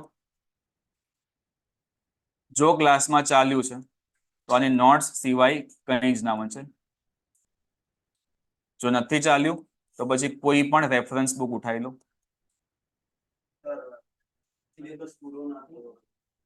શેનું? પોલિટીનું? તો એટલા તમે સ્કીપ કરી શકો. હવે માન લો કે મેં તમને કીધું કે તમે ભણી રહ્યા છો ને તમારો ટોપિક એવું બાકી છે કે જે પાછળના અમુક ટોપિક એવા છે એમાંથી ક્વેશ્ચન જલ્દી નથી આવતા, એ તમે સ્કીપ મારી શકો. તમારે મગજમાં એવું હોવું જોઈએ કે પોલિટીમાં કયા કયા અનુચ્છેદ, કયા કયા ભાગ એવા છે જેમાં સૌથી વધુ ક્વેશ્ચન્સ આવે છે. આ તમારા માઇન્ડમાં ક્લિયર હોવું જોઈએ કે શું પોલિટીની હિસ્ટ્રીમાંથી ક્વેશ્ચન આવે છે? તો હા, આવે છે. 1935 નો એક્ટ, 1773 નો રેગ્યુલેટિંગ એક્ટ, આ બધું આવે. હવે જો પોલિટી તમારે વાંચવું હોય તો પોલિટી માટે તો પછી બહુ બહુ ડિટેલમાં તમે વાંચવું હોય તો 1-2 માટે વાંચી શકો છો. આમાં તમે એટલું ડિટેલમાં નહીં જઈ શકો. પોલિટી આખો કોન્સેપ્ટ વાળો સબ્જેક્ટ છે, ગોખવા વાળો સબ્જેક્ટ કોઈ દિવસ નથી. પોલિટી એટલે શું? બંધારણ એટલે શું? અમુક લોકોના નિર્ણય, ડિસિઝન. તો ડિસિઝન લેવા માટે એની પાછળ કંઈક ને કંઈક કારણ તો હશે ને. તો જો તમે એ કારણ સમજો તો પછી એના જવાબમાં શું નિર્ણય લીધો એ તમારે યાદ જ રાખવો ના પડે. કેમ કે તમને સમસ્યા ખબર હતી તો સમાધાન ઓટોમેટિક યાદ થઈ જશે. તો પોલિટીમાં જે બી વસ્તુ લખેલી છે એ શું સમાધાન જ નથી? રેગ્યુલેટિંગ એક્ટ સાંભળ્યું હશે, 1773. તો સ્ટાર્ટિંગ તમારું ઓલવેઝ ત્યાંથી જ થાય છે, બંધારણના ઇતિહાસનું. તો તમને એ વસ્તુ તો ખબર હોવી જોઈએ કે ભાઈ બંધારણનો ઇતિહાસ 1773 થી આપણે સ્ટાર્ટ કર્યો છે, પણ એની પહેલા શું હતું કે 1600માં કંપની બની, એના પછી અહીંયા આવ્યા પછી એમને સ્ટાર્ટિંગમાં કંઈ ફરક ના પડ્યો કે કંપની ઉપર આપણે કંઈ નિયંત્રણ લાવીએ કે ના લાવીએ. પણ એ ફરક એમને છેક 1773 ની આજુબાજુમાં જ કેમ પડ્યો કે ભાઈ હવે આ લોકોને રેગ્યુલેટ કરવા પડશે. માન લો કે અંબાણી સાહેબ અહીંથી ક્યાંક ભૂટાન બાજુ જાય વેપાર કરવા માટે અને ત્યાં ભૂટાનના અમુક પ્રદેશો જીતીને એના પર શાસન કરવા માંડે તો શું મોદી સાહેબને પ્રોબ્લેમ ના થાય? તો એ શું સમસ્યા હતી? કેમ આટલા વર્ષો પછી આખું બ્રિટનનું સંસદ આ લોકો ઉપર રેગ્યુલેટિંગ એક્ટ લાવ્યું, એ સમજવું પડે. પણ એ હમણાં તમારા કામનું કંઈ નથી, કેમ કે તમારી પાસે લગભગ 90 દિવસની આજુબાજુમાં છે. તો હમણાં પોલિટીમાં તમે જેટલું સમજ્યા હોય, જેટલું તમે કરી શકો એટલા ઉપર જવાનું છે. બાકી ભણવા માટે જાઓ તો પછી બહુ લાંબુ થઈ જાય કે એટલીસ્ટ રેગ્યુલેટિંગ એક્ટ આવ્યો કેમ, રેગ્યુલેટિંગ એક્ટ આવ્યો એમાં કંઈ ખામી રહી તો પછી સીધો અમેન્ડમેન્ટ એક્ટ આવ્યો 81માં, એમાં કંઈ ખામી રહી ગઈ હશે તો પછી સુધારવા માટે પિટ્સ ઇન્ડિયા એક્ટ આવ્યો. અચ્છા, આગળ તો નામ નોર્મલ હતા તો આનું નામ પિટ્સ ઇન્ડિયા કેમ રાખ્યું? કેમ કે પીટ નામનો રાજા હતો. પણ એની હિસ્ટ્રી શું હતી એ તમને ખબર હોવી જોઈએ, તો તમે પિટ્સ ઇન્ડિયા એક્ટ પ્રોપર સમજી શકો કે એની પહેલા ઈસ્ટ ઇન્ડિયા બિલ હતું 1784. એના પછી એ રિજેક્ટ થયું, આખી સરકાર ચેન્જ થઈ. એ સરકાર ચેન્જ થયા પછી પીટ ધ યંગર આવ્યો, એ બિલ આવ્યો, એ પાસ થઈ ગયું. તો પેલું બિલ કેમ ફેલ ગયું હતું? આને એવા સુધારા શું કરે કે પાસ થયો હતો? તો આ બધું પછી બહુ અતિશય ડિટેલમાં થઈ જાય. પણ આ હમણાં તમારા કામનું નહીં, કેમ કે હમણાં તમારે આના પર ફોકસમાં આવવાનું છે. બાકી પોલિટી આખો કોન્સેપ્ટ વાળો સબ્જેક્ટ છે કે ધીમે ધીમે આગળ વધો ને તો ખબર પડે કે 1935 જ આપણું બંધારણ છે. આપણે તો 1935માં જે જગ્યા વધી હતી એમાં અમુક બીજી વસ્તુ ઉમેરી છે. તો 1935 ક્યારે ખબર પડે છે? તમે આખી હિસ્ટ્રી ભણો ત્યારે, કે અંગ્રેજોએ બંધારણ શું બનાવ્યું હતું એ ભણો તો પછી આગળ ખબર પડવાનું છે. તો એના પર આપણે નથી જવું, પણ રેફરન્સ બુક તમારી ઈચ્છા પ્રમાણે તમે કોઈ બી વાંચી શકો છો અને એટલું બધું ડિટેલમાં નથી જવાનું, પીવાયક્યુ જોઈને આગળ વધવાનું છે. અને પોલિટીમાં સેન્ટેન્સ વાળા ક્વેશ્ચન્સ આવે છે અને અમુક ક્વેશ્ચન નલિન ઉપાધ્યાય સાહેબના આવ્યા પછી સીધા એક લાઈન વાળા બી આવે છે કે આ અનુચ્છેદ કયો છે, વીટો પાવર કયા અનુચ્છેદમાં છે, કટોકટી કયા અનુચ્છેદમાં છે. તો આવા ક્વેશ્ચન્સ બી બની શકે. તો પહેલા જે પ્રિપેરેશન હતી એ ઓલવેઝ કન્સેપ્ટ બેઝ હતી અને હવેની પ્રિપેરેશન શું છે? ફેક્ટ પ્લસ કન્સેપ્ટ બંને યાદ રાખવા પડશે. તો પોલિટીમાં તમે માર્ક્સ લાવી શકો છો, કેમ કે લિમિટેડ વસ્તુ તમારે યાદ રાખવાની છે. નો ડાઉટ ટોપિક બહુ મોટો છે, સબ્જેક્ટ બહુ મોટો છે, પણ સબ્જેક્ટની બહારનું બીજું કંઈ આવવાનું છે નહીં, એક લિમિટેડ વસ્તુ છે. સેમ એઝ આપણું જીઓગ્રાફી થઈ ગયું. જીઓગ્રાફીમાં પાછા 3 ભાગ પાડ્યા. મોટું કહું તો એક ફિઝિકલ, એક ઇન્ડિયન અને પછી એક ગુજરાત. ફિઝિકલ કવર ક્યાંથી થાય? તમારી બેચ સાંજવાળી છે ને 5:30 થી 7:30, કેતન સરે ભણાવ્યું હશે. એમની નોટની બહારનું કઈ વસ્તુ અડવાનું નહીં. સિમ્પલ. બાકી તમે જો ક્લાસ અટેન્ડ ના કર્યા હોય તો 11th અને 12th ની બુકમાંથી તમારું ફિઝિકલ કવર થશે, અથવા તો પછી ગ્રંથ નિર્માણ બોર્ડની એક બુક પણ છે, તો એ તમે બોર્ડની બુક જોઈ શકો છો ફિઝિકલ જીઓગ્રાફીની. બાકી ઘણી બધી પબ્લિકેશન છે. ફિઝિકલ આવડે તો ઇન્ડિયન અને ગુજરાત પછી ગોખવાની વસ્તુ થઈ ગઈ. આ બધા ફેક્ટ જ છે, પણ તમને ફિઝિકલ ખબર હોવી જોઈએ કે ભાઈ નદી, પર્વત આ બધું શું છે એ ખબર છે, તો એનાથી મેદાન કેવા બનશે એ બી ખબર પડશે. તમને ખાલી એવું પૂછી લે કે ભાઈ ચોખાનો પાક એ કેવો પાક છે, તો એના ઉપર પાછા કન્સેપ્ટો આખા, કે તમને એ ખબર હોવી જોઈએ કે ભાઈ ચોખા કેવી જમીન ઉપર થાય, કેવી જમીન ઉપર થાય એ ખબર હોય તો કયા પ્રદેશમાં થાય છે એ બી તમને ખબર પડી જશે, કઈ સિઝનમાં થાય છે એ બી તમને ખબર પડી જશે.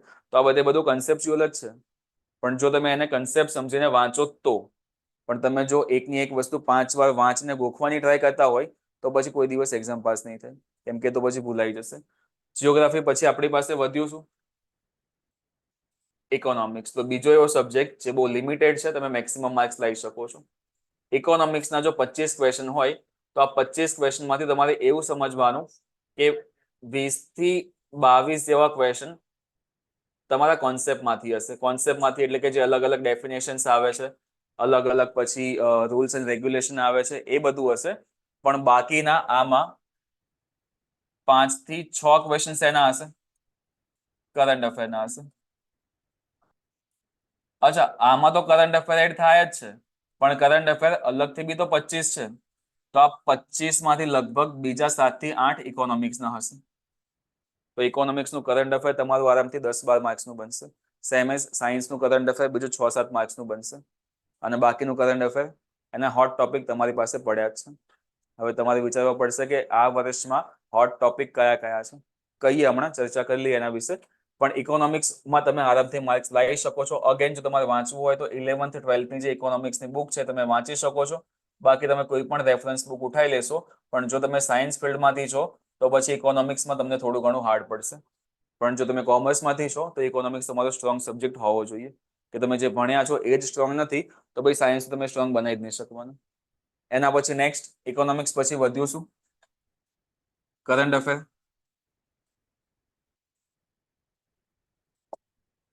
કરંટ અફેરમાં મેઇનલી તમારા 2 સબ્જેક્ટ કવર થઈ જાય છે. કરંટ અફેર 25 માર્ક્સનું હશે. તો આ 25 માર્ક્સમાંથી તમે એવું સમજી લો કે 12 કે 13 ક્વેશ્ચન એ હશે જનરલ કરંટ અફેરના. બાકીના જે 10 થી 12 ક્વેશ્ચન વધ્યા એ હશે સબ્જેક્ટિવ. અને આ સબ્જેક્ટમાં મેઇન સબ્જેક્ટ ઉપર ફોકસ હોય એક તો સાયન્સ એન્ડ ટેકનોલોજી, અને એક ફોકસ હોય સીધું તમારું ઇકોનોમિક્સ.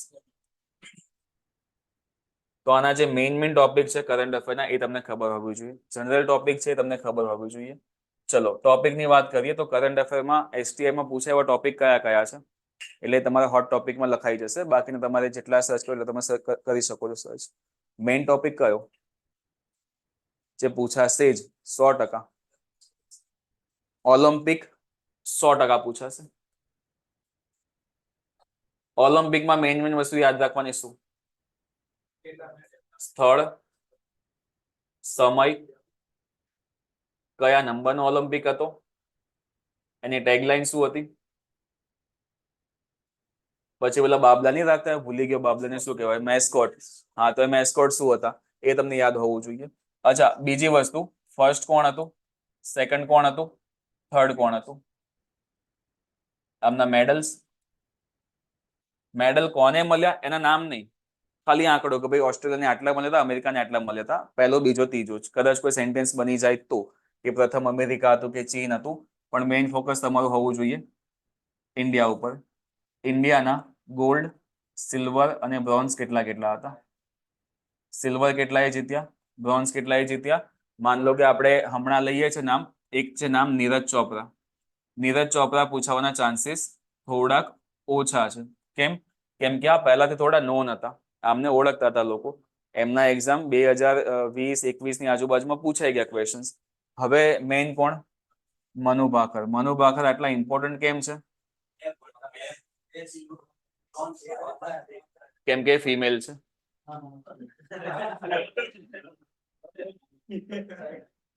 સાહિત્યમાં બી ફિમેલ સાહિત્યકાર સૌથી વધુ પૂછાય છે. તો સ્પોર્ટ્સમાં બી તમને એવું નહીં પૂછે કે વિરાટ કોહલી કઈ રમત સાથે સંકળાયેલા છે, પણ સ્મૃતિ મંધાના પૂછે છે.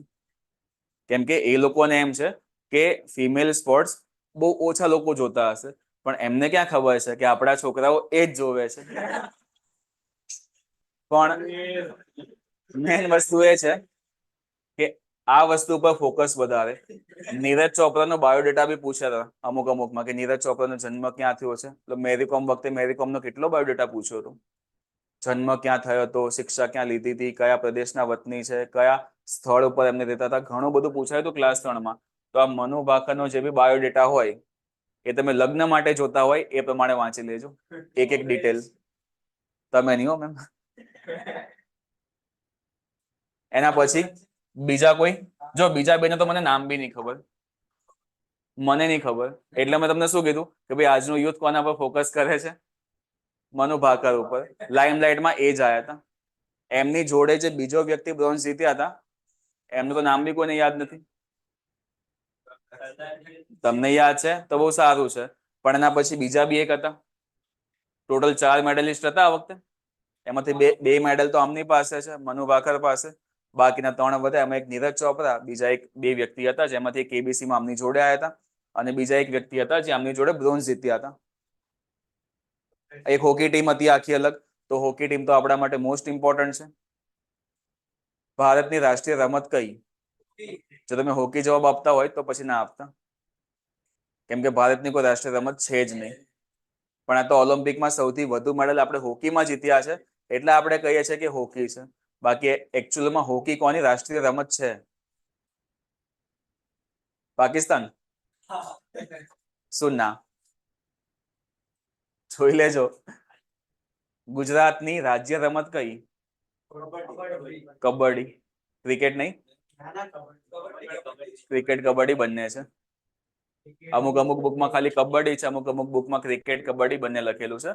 પણ જો વસ્તુ આ છે કે કરંટ અફેરમાં બી કયો ટોપિક વાંચવો એ તમારા પર છે. એ યાર,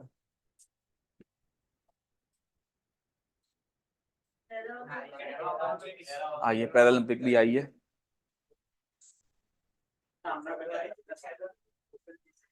એક ઓલિમ્પિક છે, બીજો ટોપિક આપણી પાસે જે છે એ છે પેરા ઓલિમ્પિક.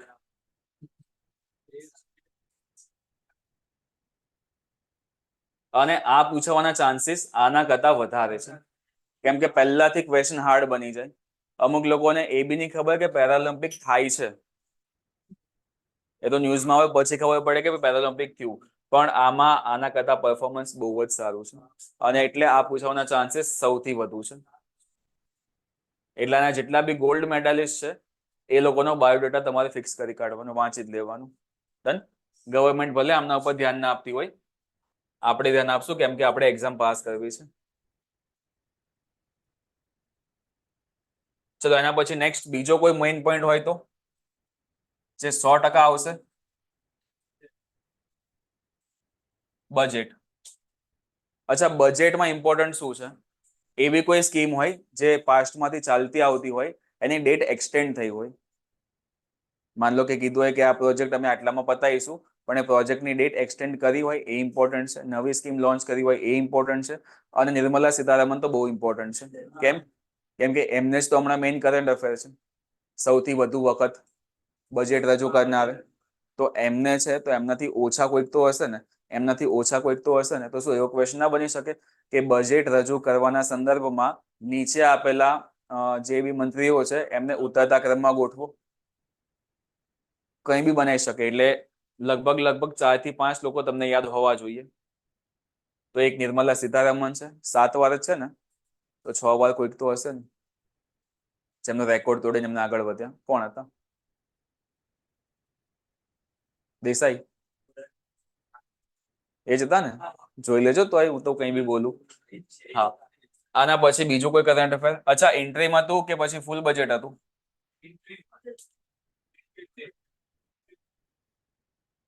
ઇલેક્શન ના થયું? પાક્કું?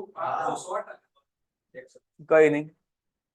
આના પછી બીજું શું ઇમ્પોર્ટન્ટ? ગુજરાતનું બજેટ ઇમ્પોર્ટન્ટ, મોસ્ટ ઇમ્પોર્ટન્ટ. કેમ કે તમારી એક્ઝામ કઈ છે? STI, સ્ટેટ માટેની છે. તો ગુજરાતનું બજેટ સૌથી ઇમ્પોર્ટન્ટ, કેમ કે આમાં જીએસટી નું કંઈક ને કંઈક તમને આપેલું હશે. આના પછી બીજું કરંટ અફેર માટે ઇમ્પોર્ટન્ટ શું? કરંટ અફેર માટે બીજું કઈ ઇમ્પોર્ટન્ટ છે મેજર વસ્તુ હોય? મેજર વસ્તુ એ છે કે આપણા પીએમ, આપણા હોમ મિનિસ્ટર અથવા આપણા પ્રેસિડેન્ટ, આ લોકોએ છેલ્લા 5 થી 6 મહિનામાં કયા કયા દેશની મુલાકાત લીધી? Most important. જે દેશની મુલાકાત લીધી હોય, માન લો કે એમને હમણાં ભૂટાન ગયા હતા, તો ભૂટાનની મુલાકાત લીધી છે, તો ભૂટાન તો બાજુમાં જ છે, આપણને ખબર છે. પણ એવા કોઈ દેશમાં ગયા હોય કે આપણે નામ જ પહેલી વાર સાંભળ્યા હોય, તો એ કયા કયા દેશની સરહદ એને અડે છે એટલું યાદ હોવું જોઈએ. એમાં કઈ કરન્સી છે, કેમ કે કરન્સીના જોડકા પૂછે છે. તમને એમ લાગે કે આ ક્યાંથી પૂછી કાઢ્યા, અમને તો આ લિબિયા દેશ ખબર જ નહીં.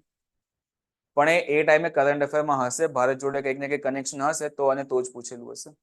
તો આ પ્રમાણે આપણા પીએમ, હોમ મિનિસ્ટર કાં તો પ્રેસિડેન્ટ કોઈ જગ્યાની મુલાકાતે જાય, અથવા તો પછી આપણા જયશંકર સાહેબ એ જાય તો બી ઇમ્પોર્ટન્ટ છે. ડન.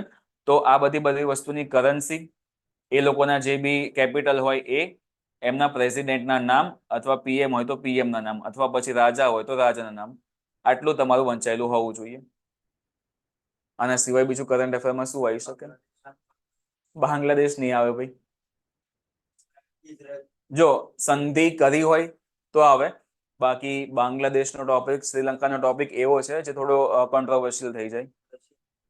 રશિયા યુક્રેનનું યુદ્ધ આવી શકે, પણ તો બી એ લોકો થોડું ઘણું એનાથી ભાગશે. યુદ્ધ છે ને એ ક્યારે બી એક્ઝામનો ટોપિક ના હોઈ શકે, પ્રિલિમ્સનો. યુદ્ધ છે એ ઓલવેઝ મેઇન્સનો ટોપિક હોઈ શકે. કે તમને પૂછે કે હમણાં વિશ્વમાં ચાલતા યુદ્ધ વિશે તમે શું સમજો છો, તો પછી મેઇન્સનો ટોપિક થઈ ગયો આખે આખો. હા, તમને એ ખબર હોવી જોઈએ કે હમણાં ચાલી શું રહ્યું છે વર્લ્ડમાં. બાકી તમને એવું થોડી પૂછા, તમે એટલું કરી શકો કે ભાઈ જે દેશ હમણાં ચર્ચામાં હોય એટલીસ્ટ એમની કરન્સી અને એટલીસ્ટ એમના પીએમ અથવા પ્રેસિડેન્ટ અથવા તો પછી કેપિટલ કરી લો. આટલું ઇમ્પોર્ટન્ટ છે. બાકી તમને એવું નહીં પૂછે કે બાંગ્લાદેશમાં પરિસ્થિતિ કેમ આ ઊભી થઈ, કોઈ દિવસ ના પૂછે. અમીર લોગ. એના પછી બીજો કોઈ કરંટ અફેરનો ટોપિક? પછી હું તમને કહું કરંટ અફેર અમુક તમારે ધ્યાનમાં કોઈ હોય તો. આજનું જ છે, નામ ચેન્જ થયું, એક નામ બી ચેન્જ થયું. પછી જો નામ ચેન્જ આ તો પૂછાઈ શકે, બાકી પેલા યોગી સાહેબે નામ ચેન્જ કરે એ કોઈ દિવસ નહીં પૂછાય, એ તો એમના પૂરતા કરે છે. બાકી આ તો ઇમ્પોર્ટન્ટ છે. બીજું કઈ ઇમ્પોર્ટન્ટ? અચ્છા, નામ ચેન્જ થયું, સમજવું. નામ ચેન્જ તો નામ ચેન્જ કરવાની સત્તા કોને આપી? સમજો કે કરંટ અફેર કેવી રીતનું પૂછાય છે, કરંટ અફેર માંથી કોન્સેપ્ટ પર કેવી રીતે જાય છે. સંસદે આપી કે બંધારણે આપી? તો બંધારણમાં કોઈક અનુચ્છેદમાં લખેલું તો હશે ને કે તમે નામ ચેન્જ કરી શકો. તો કરંટ અફેરમાં નામ ચેન્જ છે, તો પોલિટીમાં આ અનુચ્છેદ પૂછવાની શક્યતા વધી ગઈ. સમજો છો? આ બધી વસ્તુ બહુ કનેક્ટ થાય. માન લો કે કોઈ જમ્મુ કાશ્મીરનો મુદ્દો હમણાં પ્રચલિત છે, તો પાસ્ટમાં જઈને આર્ટિકલ 370 પૂછી શકે, કોઈ વાંધો નહીં. પણ આના સિવાય બીજા કરંટ અફેરના ટોપિક તમારે જોવા હોય તો એક હોટ ટોપિક તમારી પાસે છે, જેમાંથી 100% ક્વેશ્ચન આવવાનો છે, એ છે આદિત્ય L1. આને છોડવાનું નહીં. એક છે ગગનયાન. હવે ગગનયાન મેં નામ લખેલું છે, તો તમને ખબર હોવી જોઈએ કે ગગનયાન શું છે, ગગનયાન શું કામ કરશે, અવકાશ યાત્રી એમાં કયા કયા હશે, એમાં રોબોટ કયો હશે. રોબોટનું નામ છે વ્યોમમિત્ર, પણ ખબર નહીં આ લોકોએ એમની વેબસાઇટમાં એવું લખેલું છે કે આ જે રોબોટ છે એ રોબોટ ફિમેલ રોબોટ હશે. રોબોટમાં શું મેલ શું ફિમેલ? ગગનયાન હજુ લોન્ચ નથી થયું. કરંટમાં ભલે હશે, પણ હજુ લોન્ચ નથી થયું છે ને એક્સપેરિમેન્ટ ચાલે છે. આદિત્ય L1 લોન્ચ થઈ ગયું છે અને હજુ પ્રોસેસમાં છે. હમણાં એને ઘણા બધા અચીવ બી કરેલા છે. તો આદિત્ય L1 હજુ ચાલુ છે, એટલે પૂછવાની શક્યતા વધારે છે. ગગનયાન નેક્સ્ટ હવે લોન્ચ થશે જ, 1-2 મહિનામાં હું કહી દઉં છું કે થઈ જાય તો સારામાં સારું. તો આની સંભાવના સૌથી વધુ છે. તો ગગનયાનમાં લોન્ચિંગ વ્હીકલ કયું વપરાવાનું છે એ તમને ખબર હોવી જોઈએ. અવકાશ યાત્રી કયા જવાના છે એ ખબર હોવી જોઈએ. રોબોટ સાથે કેમ મોકલે છે એ તમને ખબર હોવું જોઈએ. અચ્છા, એ ગગનયાન 400 કિલોમીટર ઉપર જશે અને પૃથ્વીની આજુબાજુમાં ગતિ કરવાનું છે, ભ્રમણ કરવાનું છે. તો આવી રીતે કયા કયા દેશોએ પોતાના સહમાનવ અભિયાન મોકલેલા છે એ તમને ખબર હોવું જોઈએ. કમ્પેરિઝન પૂછી શકે. અચ્છા, એક વસ્તુ હમણાં ચર્ચામાં છે એ છે સુનીતાબેન વિલિયમ્સ.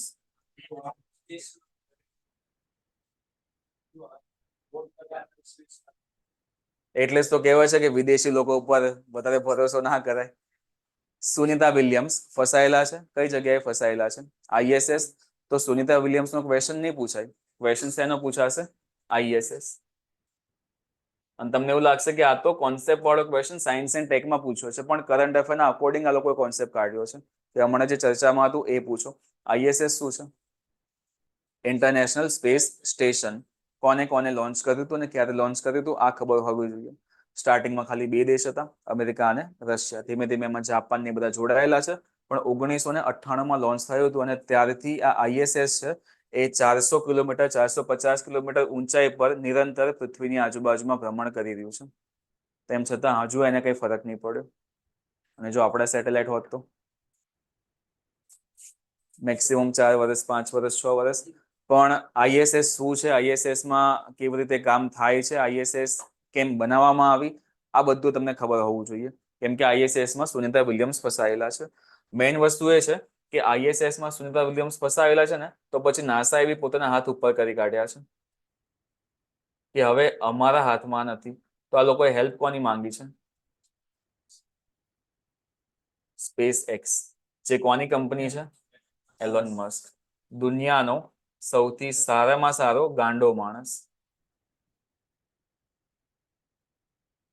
એની પાસે અઢળક પૈસો છે. એટલો બધો પૈસો છે કે હમણાં બી કામ કરવાનું બંધ કર્યું ને પેઢી આરામથી બેઠી બેઠી ખાય. આ માણસે ટ્વિટર ખરીદી લીધું ઈગોમાં આવીને. ટ્વિટરનું નામ એક્સ કરી કાઢ્યું. ટ્વિટરનો સીઓ ને કૂતરાને બનાવી કાઢ્યો. ટ્વિટરના લોગોમાં એના કૂતરાનો લોગો મૂકી દીધો. પછી પાછું ચેન્જ કરી કાઢ્યું, પણ 2-3 દિવસ માટે તો રાખ્યો હતો. તો આ એવો ગાંડો માણસ છે. આના છોકરાઓના નામ અલગ અલગ સેટેલાઇટ ઉપરથી છે. આપણે રાખીએ તો શું રાખીએ? કાં તો આર્યભટ્ટ 1, આર્યભટ્ટ 2, આર્યભટ્ટ 3 નોર્મલ નામ. આને તો આખા અલગ જ નામ. નામ મને કોઈ યાદ નહીં, પણ સર્ચ કરજો એકવાર. તમને એવું લાગે કે કોઈ કોડ હશે, એવા નામ રાખ્યા છે. છોકરાઓ બી બહુ છે જોકે, પણ સારું છે કોડ જ આપી દો કે 1, 2, 3, 4, 5, 6, 7, 8. બાકી નામ બધાને યાદ બી ના આવે. પણ ઇલોન મસ્ક વાળી જે કંપની છે સ્પેસ એક્સ, આના વિશે તમને ખબર હોવી જોઈએ. કેમ કે આનો હમણાં એક પ્રોજેક્ટ ચાલે છે. એક પ્રોજેક્ટ તો આ છે કે સુનીતા વિલિયમ્સની પાછળ આવી છે. એક છે સ્ટારલિંક પ્રોજેક્ટ. આ હમણાં બહુ ચર્ચામાં છે. હું તમને સાયન્સ વાળા કરંટ અફેર કહું છું. આ બધા જનરલ હતા, થોડા ઘણા ઇકોનોમિક્સ વાળા હતા. SC ST category news August month topic એ બી ઇમ્પોર્ટન્ટ છે, કરી કાઢજો. સ્ટારલિંક પ્રોજેક્ટ શું છે એ આરામથી જોઈ લેજો. બાકીનું કરંટ અફેર હું તમને કહું તો પછી એક તમે કરી શકો છો ચંદ્રયાન 3, જે આટલું બધું ઇમ્પોર્ટન્ટ નથી, પણ ચંદ્રયાન 3 થયા પછી જીપીએસસી ની એટલી બધી એક્ઝામ્સ નથી લેવાઈ. તો મે બી ઈચ્છા હોય તો પૂછી શકે. ચંદ્રયાન 3, ચંદ્રયાન 2, ચંદ્રયાન 1 કનેક્ટ કરી શકે છે. બીજું કોઈ સ્પેસનું ઇમ્પોર્ટન્ટ કરંટ અફેર? એક્સપોસેટિક વાંચજો. એક IRNSS તમને ખબર હોવું જોઈએ. Independent regional navigation satellite system. આ ઇમ્પોર્ટન્ટ કેમ છે? કેમ કે આના પ્રથમ પેઢીમાં જે સેટેલાઇટ હતા એ તો બધા લોન્ચ કરી જ કાઢ્યા હતા, પણ હમણાં થોડા મહિનાઓ પહેલા બીજી પેઢીના ઉપગ્રહો લોન્ચ કરવાના સ્ટાર્ટ થયા છે. અને આનો જે સેટેલાઇટ લેટેસ્ટમાં લોન્ચ થયો છે નામ છે NVS-01, નેવિગેશન સેટેલાઇટ 01. આ કરંટ અફેરમાં છે. બહુ જૂનું કરંટ અફેર છે, પણ આમાં તમે લેટેસ્ટ કહી શકો સાયન્સમાં. બીજું કોઈ કરંટ અફેર કરી શકો એ, પણ એ ચાન્સીસ ઓછા, કેમ કે રશિયા આપણો દોસ્ત છે. બીજું તમે કરી શકો કરવું હોય તો આમાં ISS, પણ ISS એટલે ઇન્ડિયન સ્પેસ સ્ટેશન. કેમ કે કે સિવને એમના સમયમાં જાહેરાત કરી હતી. કે સિવન એટલે ઇસરોના એક્સ ચેરમેન, જે એના પછી S સોમનાથ આવ્યા.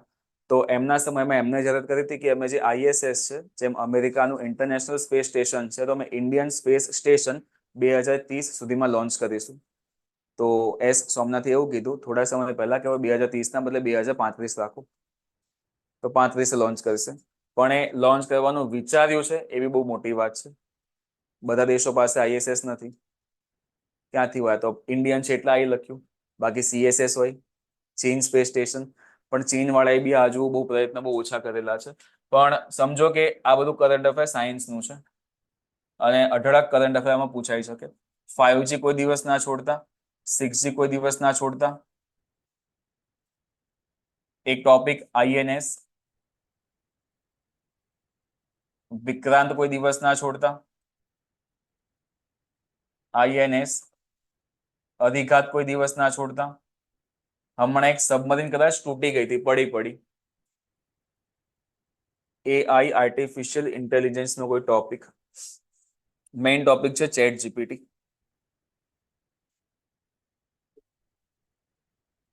ChatGPT આ ટોપિક ઘસાઈ ગયો છે.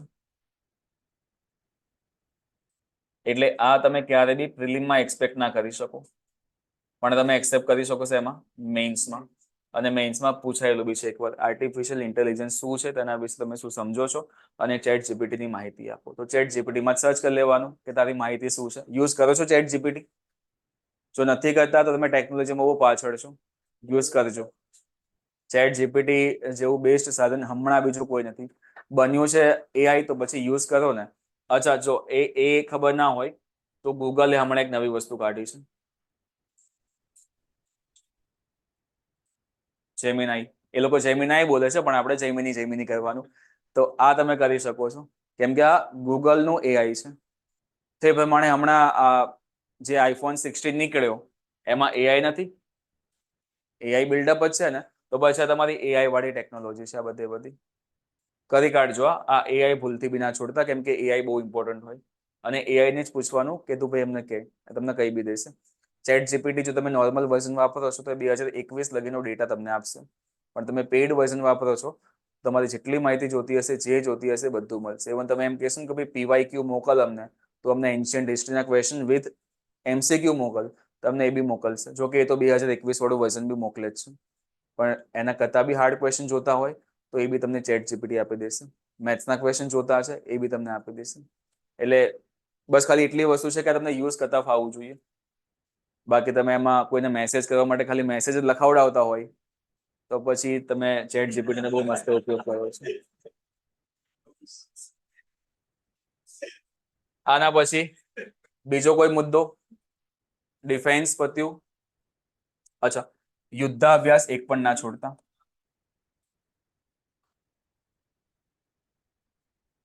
એક પણ નહીં, કેમ કે જોડકા પૂછે છે, જોડકાની સાથે સાથે આ લોકો સેન્ટેન્સ પણ બનાવે છે. આના પછી બ્રહ્મોસ ના છોડતા. બ્રહ્મોસ 2,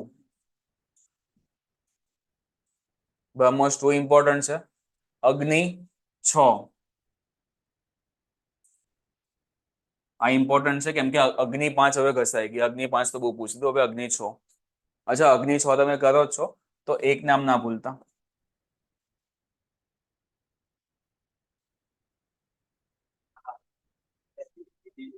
એક વ્યક્તિ છે ડોક્ટર APJ અબ્દુલ કલામ.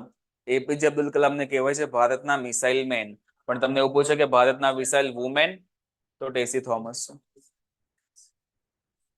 અગ્નિ 6 ચર્ચામાં છે એટલે ટેસી થોમસ પૂછાઈ શકે કેમ કે અગ્નિ 1, અગ્નિ 2, અગ્નિ 3 લગી ડોક્ટર APJ અબ્દુલ કલામે કામ કર્યું. જે પ્રોજેક્ટ આખી હતો એમાં કે 5 મિસાઇલ બનાવવાની હતી, પણ એના પછી આ જે કાર્યભાર છે એ ટેસી થોમસે લીધો, એટલે ટેસી થોમસ પૂછાઈ શકે છે. આના સિવાય તાજેતરમાં જો કોઈ એવા મહાન વ્યક્તિ કોઈ હોય જેમનું મૃત્યુ થયું હોય, જન્મ તો ના જ થાય, મૃત્યુ થયું હોય તો એ તમારે યાદ રાખવો પડશે. તો કોણ કોણ આ વખતે ગયું? મારા ધ્યાનમાં કોઈ નથી, તમારા ધ્યાનમાં હોય તો કહો. કોઈ નહીં ગયું? થેનોસ ક્યાં ગયો?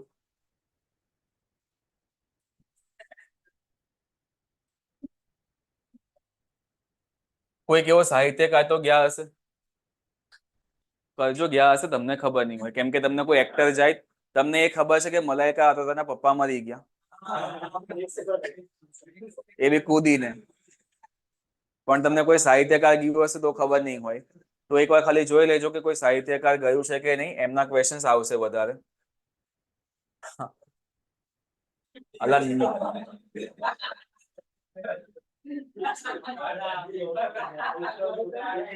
જો એમને ઓનલાઈન લેક્ચર જોશે તો એમનું નામ સંભળાશે, તો ધ્યાન રાખો બોલવાનું. આના પછી બસ બસ બસ ચલો બસ બસ બસ બસ. આના સિવાય બીજું કઈ ઇમ્પોર્ટન્ટ કરંટ અફેર માટે તમારે ધ્યાનમાં? એટલું બધું કઈ ઇમ્પોર્ટન્ટ નથી. ઓલિમ્પિક, પેરાઓલિમ્પિક, આ સાયન્સ વાળું થોડું ઘણું, ઇકોનોમિક્સ વાળું થોડું ઘણું લો એટલે તમે લગભગ 25 માંથી 10 ની આજુબાજુમાં તો પહોંચી જાવ કરંટ અફેરમાં. પણ યાદ રાખજો કે સેન્ટેન્સ વાળા ક્વેશ્ચન્સ આવશે, તો પછી તમારે કોઈ બી ટોપિક બહુ ડિટેલમાં વાંચવું પડશે. અચ્છા, કરંટ અફેર ક્યાંથી વાંચવું? પહેલો મુદ્દો તો એ જ છે, ક્યાંથી વાંચશો? જો તમે એવું કહેતા હોય કે સર અમે ન્યૂઝપેપર વાંચીશું, તો પછી ભૂલી જાઓ. હા, ન્યૂઝપેપર હું એસટીઆઈ માટે ના પાડું છું, 1-2 માટે નહીં. એવું ના કહેતા કે શૈલેષ સરે ન્યૂઝપેપરની ના પાડી છે. ન્યૂઝપેપર તમે એસટીઆઈ માટે કરતા હો, તમારી પાસે 80 દિવસ વધ્યા છે. 80 દિવસમાં તમે શું ન્યૂઝપેપર વાંચશો? તો હમણાં તમારું વાંચવા માટેની પદ્ધતિ શું આવવી જોઈએ? તમે કરંટ અફેર કયું વાંચશો હમણાં? કોઈ બી મેગેઝિન ઉઠાવી લો, કોઈ બી મેગેઝિન, કોઈ બી તમને જે ગમે મેગેઝિન ઉઠાવી લો. પણ એવું નહીં કે તમે કરંટ અફેર પાછળ 8 થી 9 કલાક બગાડી નાખો દિવસના. તો 8 થી 9 કલાક તમે ટોટલ બી નહીં બગાડો, પણ 2-3 કલાક બી કરંટ અફેર પાછળ હમણાં આપતા નહીં. કેમ કે રીઝન એ છે કે કરંટ અફેર જો આપણી પાસે ખાલી 3 મહિના જ વધ્યા હોય અને આપણે ખાલી પ્રિલિમ્સ માટે કરવું હોય, તો તમારે મહેનત કરવાની કઈ જરૂર છે નહીં. ગુજરાતમાં ઘણા બધા એવા મોટા મોટા ઇન્સ્ટિટ્યૂટ છે જેમાં બહુ સારા સારા ફેકલ્ટી છે જે હમણાં કરંટ અફેર બનાવવા માંડ્યા છે. કેમ કે એસટીઆઈ આવશે તો મેં મોટો 10 કલાક વાળો લેક્ચર લઈશું યુટ્યુબમાં. લેક્ચર જોઈ લેવાનું, કામ ખતમ. ડીઆઈસીએસ અથવા કોઈ બી મોટા મોટા ક્લાસીસ હશે, એ ઓલવેઝ એસટીઆઈ વખતે કરંટ અફેરના સેશન રાખશે. અને પેલા પાછળ લખશે બી ખરી કે આ કરંટ અફેરની બહારનું કંઈ જ નહીં પૂછાય. પૂછાય એવું કંઈ નહીં, પણ લોકો લખશે. પણ એ 25 માંથી તમે એ લેક્ચર જોયા પછી 12 થી 15 માર્ક કવર કરી શકતા હોવ તો પછી બહુ સારામાં સારું છે. 1-2 નામ હમણાં તમને લેક્ચર પછી કહી દઈશ, એમના વિડીયો જોઈ લેવાના, બહુ સારામાં સારા છે. આપણા બી સારા જ આવશે અને બીજા બધા બી સારા જ આવશે, પણ ખાલી જોઈ લેવાના. ડન. બાકી મેગેઝિન તમે વાંચતા હોય તો મેગેઝિનમાં તમારે હોટ ટોપિક કાઢવા પડશે. અચ્છા, મેગેઝિન 100 પેજની હોય, 100 પેજ તમારે કામના નહીં, પણ એઝ એ એસ્પિરન્ટ તમને એ વસ્તુ ખબર હોવી જોઈએ કે કઈ તમારે કામની છે, કઈ તમારે સ્કીપ કરવાની છે. હમણાં તમારો ફોકસ શું વાંચવું છે એના પર બિલકુલ બી ના હોવો જોઈએ. તમારો ફોકસ ઓલવેઝ હોવો જોઈએ કે તમારે 3 મહિનામાં શું છોડવાનું છે. બધું ના છોડ દેતા ભાઈ, યાર 90% સિલેબસ છોડી દીધો. વેબસાઇટ મેમ સારી એવી ઘણી બધી છે, પણ પ્રોપર ગુજરાત માટેની વેબસાઇટ બહુ ઓછી છે. હવે તમે યુપીએસસી માટે કહે તો તમને વેબસાઇટ કહી દે. જીપીએસસી માટે બહુ વેબસાઇટ ઓછી છે કરંટ અફેર માટેની. ટેલિગ્રામનો તમે ભરપૂર ઉપયોગ કરી શકો. ટેલિગ્રામમાં ઘણા બધા ક્લાસીસ એવા છે, ઘણા બધી ચેનલ એવી છે જે ડેઈલી કરંટ અફેર મૂકે છે. ડીઆઈસીએસ લે તો કેમ ન ભૂલી ગયો.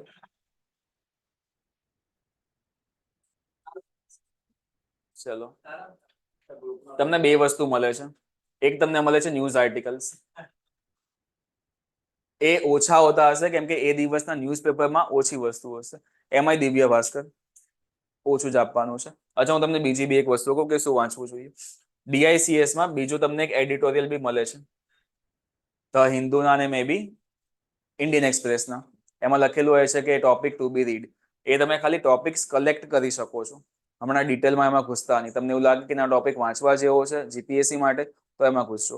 પણ જો કદાચ તમે એવું થાય કે તમે 6 થી 7 કલાક ડેલી હમણાં વાંચી રહ્યા છો અને વચ્ચે તમને એવું થયું કે અમારે બ્રેક લેવો છે, પણ બ્રેક એવી રીતનો લેવો છે કે થોડું ઘણું બેનિફિશિયલ થઈ જાય, તો તમારા હાથમાં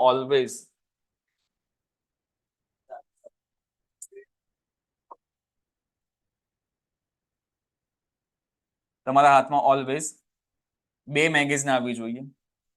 એક મેગેઝિન છે કોઈ પણ આપણા ગુજરાતી ન્યૂઝપેપરની, બુધવારની મેગેઝિન અને રવિવારની મેગેઝિન. મંગળવારની પકડતા નહીં. બુધવાર અને રવિવાર આ 2 મેગેઝિન છે. ડન. આ બંને મેગેઝિનમાંથી તમને શું જાણવા મળશે? નહીં થયું ચાલુ હતું.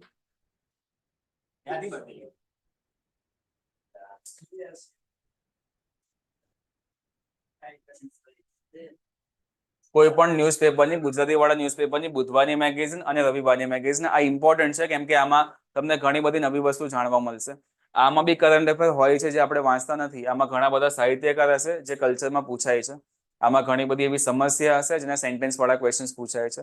ગવર્મેન્ટને સ્કીમ બી મળી જશે. તો શાંતિથી ઘરે બેઠા હોય તો ભલે દિવ્ય ભાસ્કર હોય, ગુજરાત કે સંદેશ જે બી હોય, બુધવાર અને રવિવાર તમારા માટે ઇમ્પોર્ટન્ટ. પણ એની ખાલી મેગેઝિન્સ, પેપર નહીં. કોણે કેટલા માર્યા એવું જ હશે એમાં.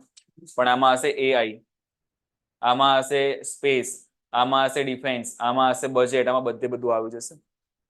કેમ કે ઓલવેઝ મેગેઝિન સારી હોય છે વાંચવા માટે. પછી ઝગમગ ના લેતા, ઝગમગમાં પછી ઝગમગ જેવા થશો. એટલે ખાલી એકવાર જોજો તમે. અત્યારે લગી આને એઝ અ પ્રિપરેશન એક્સપેક્ટથી નહીં જોયું હોય, પણ હવે જોજો બહુ ઇમ્પોર્ટન્ટ છે. અચ્છા, બીજી એક વસ્તુ, ગુજરાતનું કરંટ અફેર ક્યાંથી વાંચવું ડિટેલમાં, કેમ કે તમે કોઈ પણ મેગેઝિન ઉઠાઈ લો, કોઈ પણ વેબસાઇટ ઉઠાઈ લો, ફૂલ ફોકસ એના પર મારેલું હશે ઇન્ડિયા ઉપર. તો ગુજરાતનું કરંટ અફેર ઓલવેઝ આના સિવાય ક્યાંયથી ના વંચાય. છેલ્લા 6 પાક્ષિક તમે કરી કાઢજો. 6 પાક્ષિક એટલે 6 પાક્ષિકનો મતલબ થાય દર 15 દિવસે, તો 3 મહિનાની પાક્ષિક થાય. પાક્ષિક જોઈ? શાબાશ. પાક્ષિક ગુજરાત ગવર્મેન્ટ બહાર પાડે પોતાની ખુદની મેગેઝિન કે આ 15 દિવસમાં ગુજરાતમાં શું થયું. એમાં સૌથી પહેલા પેજ ઉપર હોય મન કી બાત, જે મનની હોય જ નહીં, એટલે કોઈ દિવસે વાંચવાની નહીં. ધીમે ધીમે ધીમે પછી એમાં પ્લેસીસ આપેલા હોય, અલગ અલગ જગ્યાની જે મુલાકાત પીએમ સીએમ કાં તો આપણા હોમ મિનિસ્ટર લીધી હોય એ આપેલી હોય. જેમ કે હમણાં પૂર આવ્યું તો પછી પૂરમાં કઈ કઈ સમીક્ષાઓ થઈ એ તમને આપેલું હોય.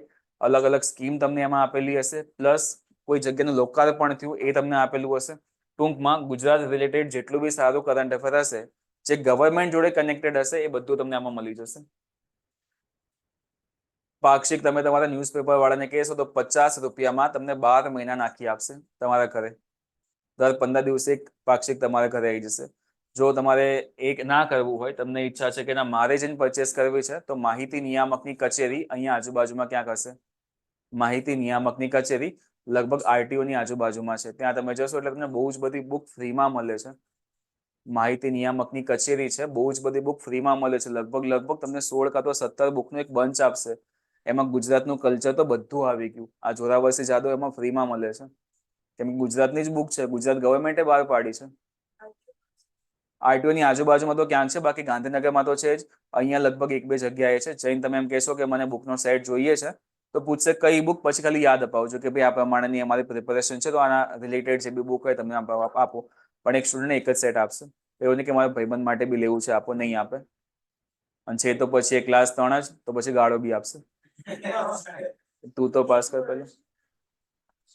ના ના, છેલ્લી 6 પાક્ષિક, છેલ્લી 6 પાક્ષિક એટલે 3 મહિનાની પાક્ષિક. 15 દિવસે એક પાક્ષિક આવે.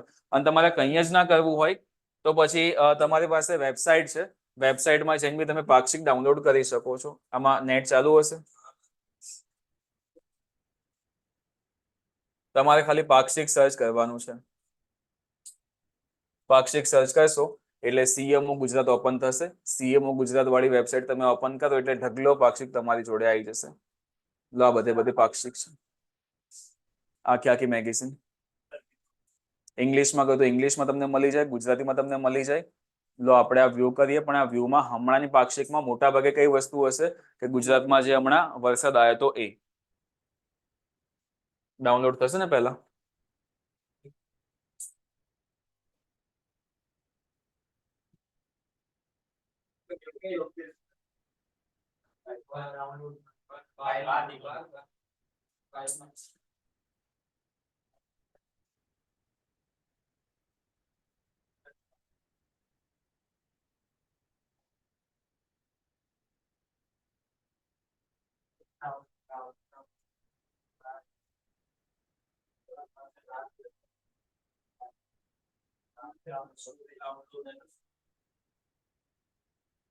Internal storage.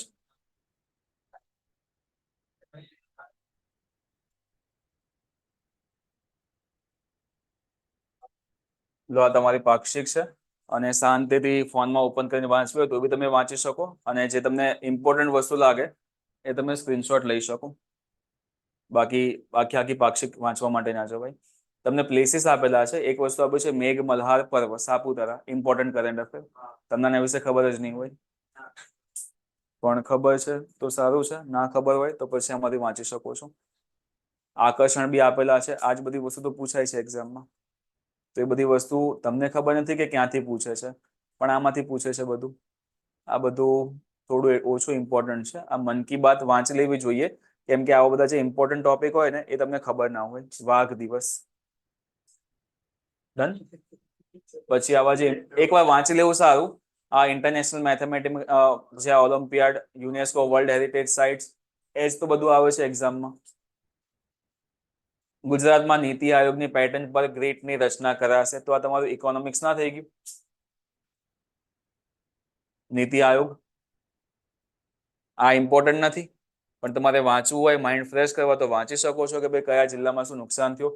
બીજી વસ્તુ એ કે જ્યારે બી બહુ મોટો વરસાદ પડે ને એ ટાઈમે ન્યૂઝપેપર ઓલવેઝ વાંચવા. કોઈ બી ન્યૂઝપેપર અથવા તો ન્યૂઝ તમારે જોવા ટીવીમાં, વીટીવી કાં તો તમને જે ગમે. પણ એમાં શું હોય, અમુક અમુક ડેમ ઓવરફ્લો થયા હોય, અને એવા એવા ડેમ જે તમે જિંદગીમાં ના સાંભળ્યો. અમુક અમુક નદી ઓવરફ્લો થયો તમે જિંદગીમાં ના સાંભળ્યું હોય. એ ને પછી જોડકામાં આવી જાય. તમને એમ થાય કે ગુજરાતમાં નદી હતી, પણ એ ન્યૂઝપેપરમાં આપેલું હશે તો પછી પૂછશે. આડેધડ કોઈ કઈ વસ્તુ પૂછે નહીં. અને આમાં બી લખેલું જ હશે, કેમ કે આમાં અલગ અલગ જિલ્લા વાઇઝ આપેલું છે. એટલે તમે ખાલી એમના માઇન્ડ ફ્રેશ કરવા વાંચો ને તો બી તમને આમાંથી ડિટેલ બહુ ઘણી બધી મળી જશે. આવી તમારી પાક્ષિક હોય, અને આવી 15 દિવસમાં એક પાક્ષિક અહીંયા અપલોડ થઈ જાય છે. લો, આ નિર્મલા સીતારામને આપી દીધું. તો પછી આમાં બજેટ ને બધું આપેલું જ હશે. ગુજરાતને શું લાભ થશે, ગુજરાતને શું લાભ થશે એ બી તમને આખું અલગથી આપી દીધું છે.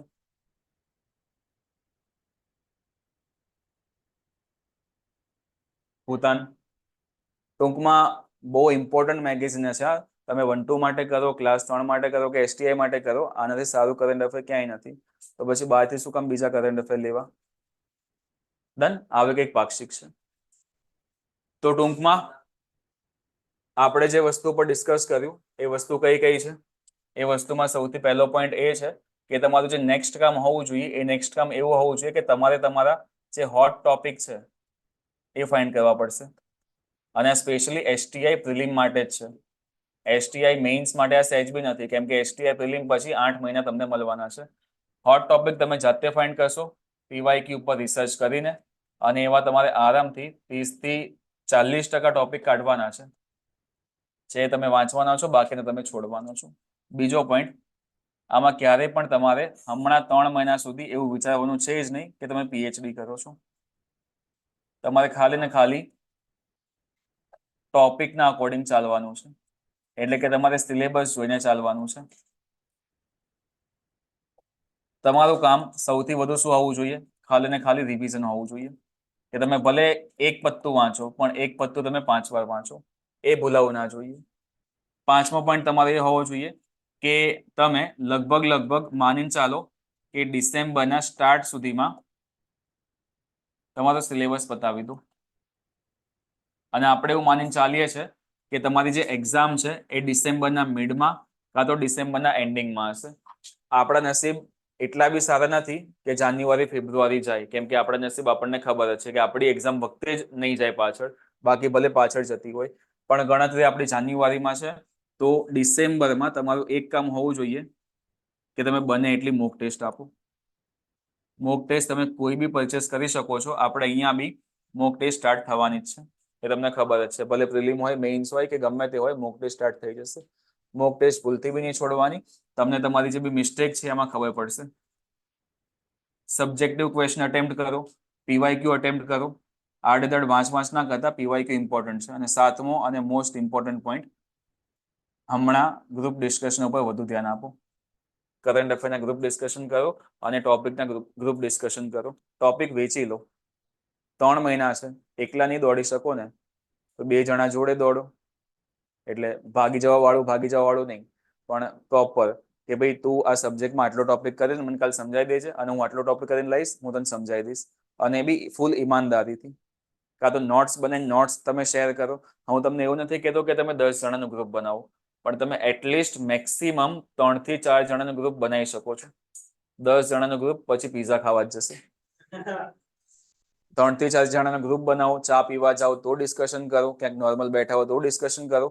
પણ જો તમારો એસટીઆઈ તમારો ગોલ છે તો આ 3 મહિનામાં તમારા ગ્રુપ ડિસ્કશનમાં બીજો કોઈ બી ટોપિક આવો ના જોઈએ ભણ્યા સિવાય. અને એવા સારા સારા ફ્રેન્ડ શોધી લેવાના. તમને ખબર છે કે તમારા ફ્રેન્ડ કેવા છે, તો એમની જોડે આગળ રહેવું કે ના રહેવું એ તમારા ઉપર છે. ચલો નેક્સ્ટ 8મો પોઈન્ટ એવો છે જે હું ભૂલી ગયો શું હતો, તમે હસ્યા એટલે. એ તો સૌથી ઇમ્પોર્ટન્ટ હતું.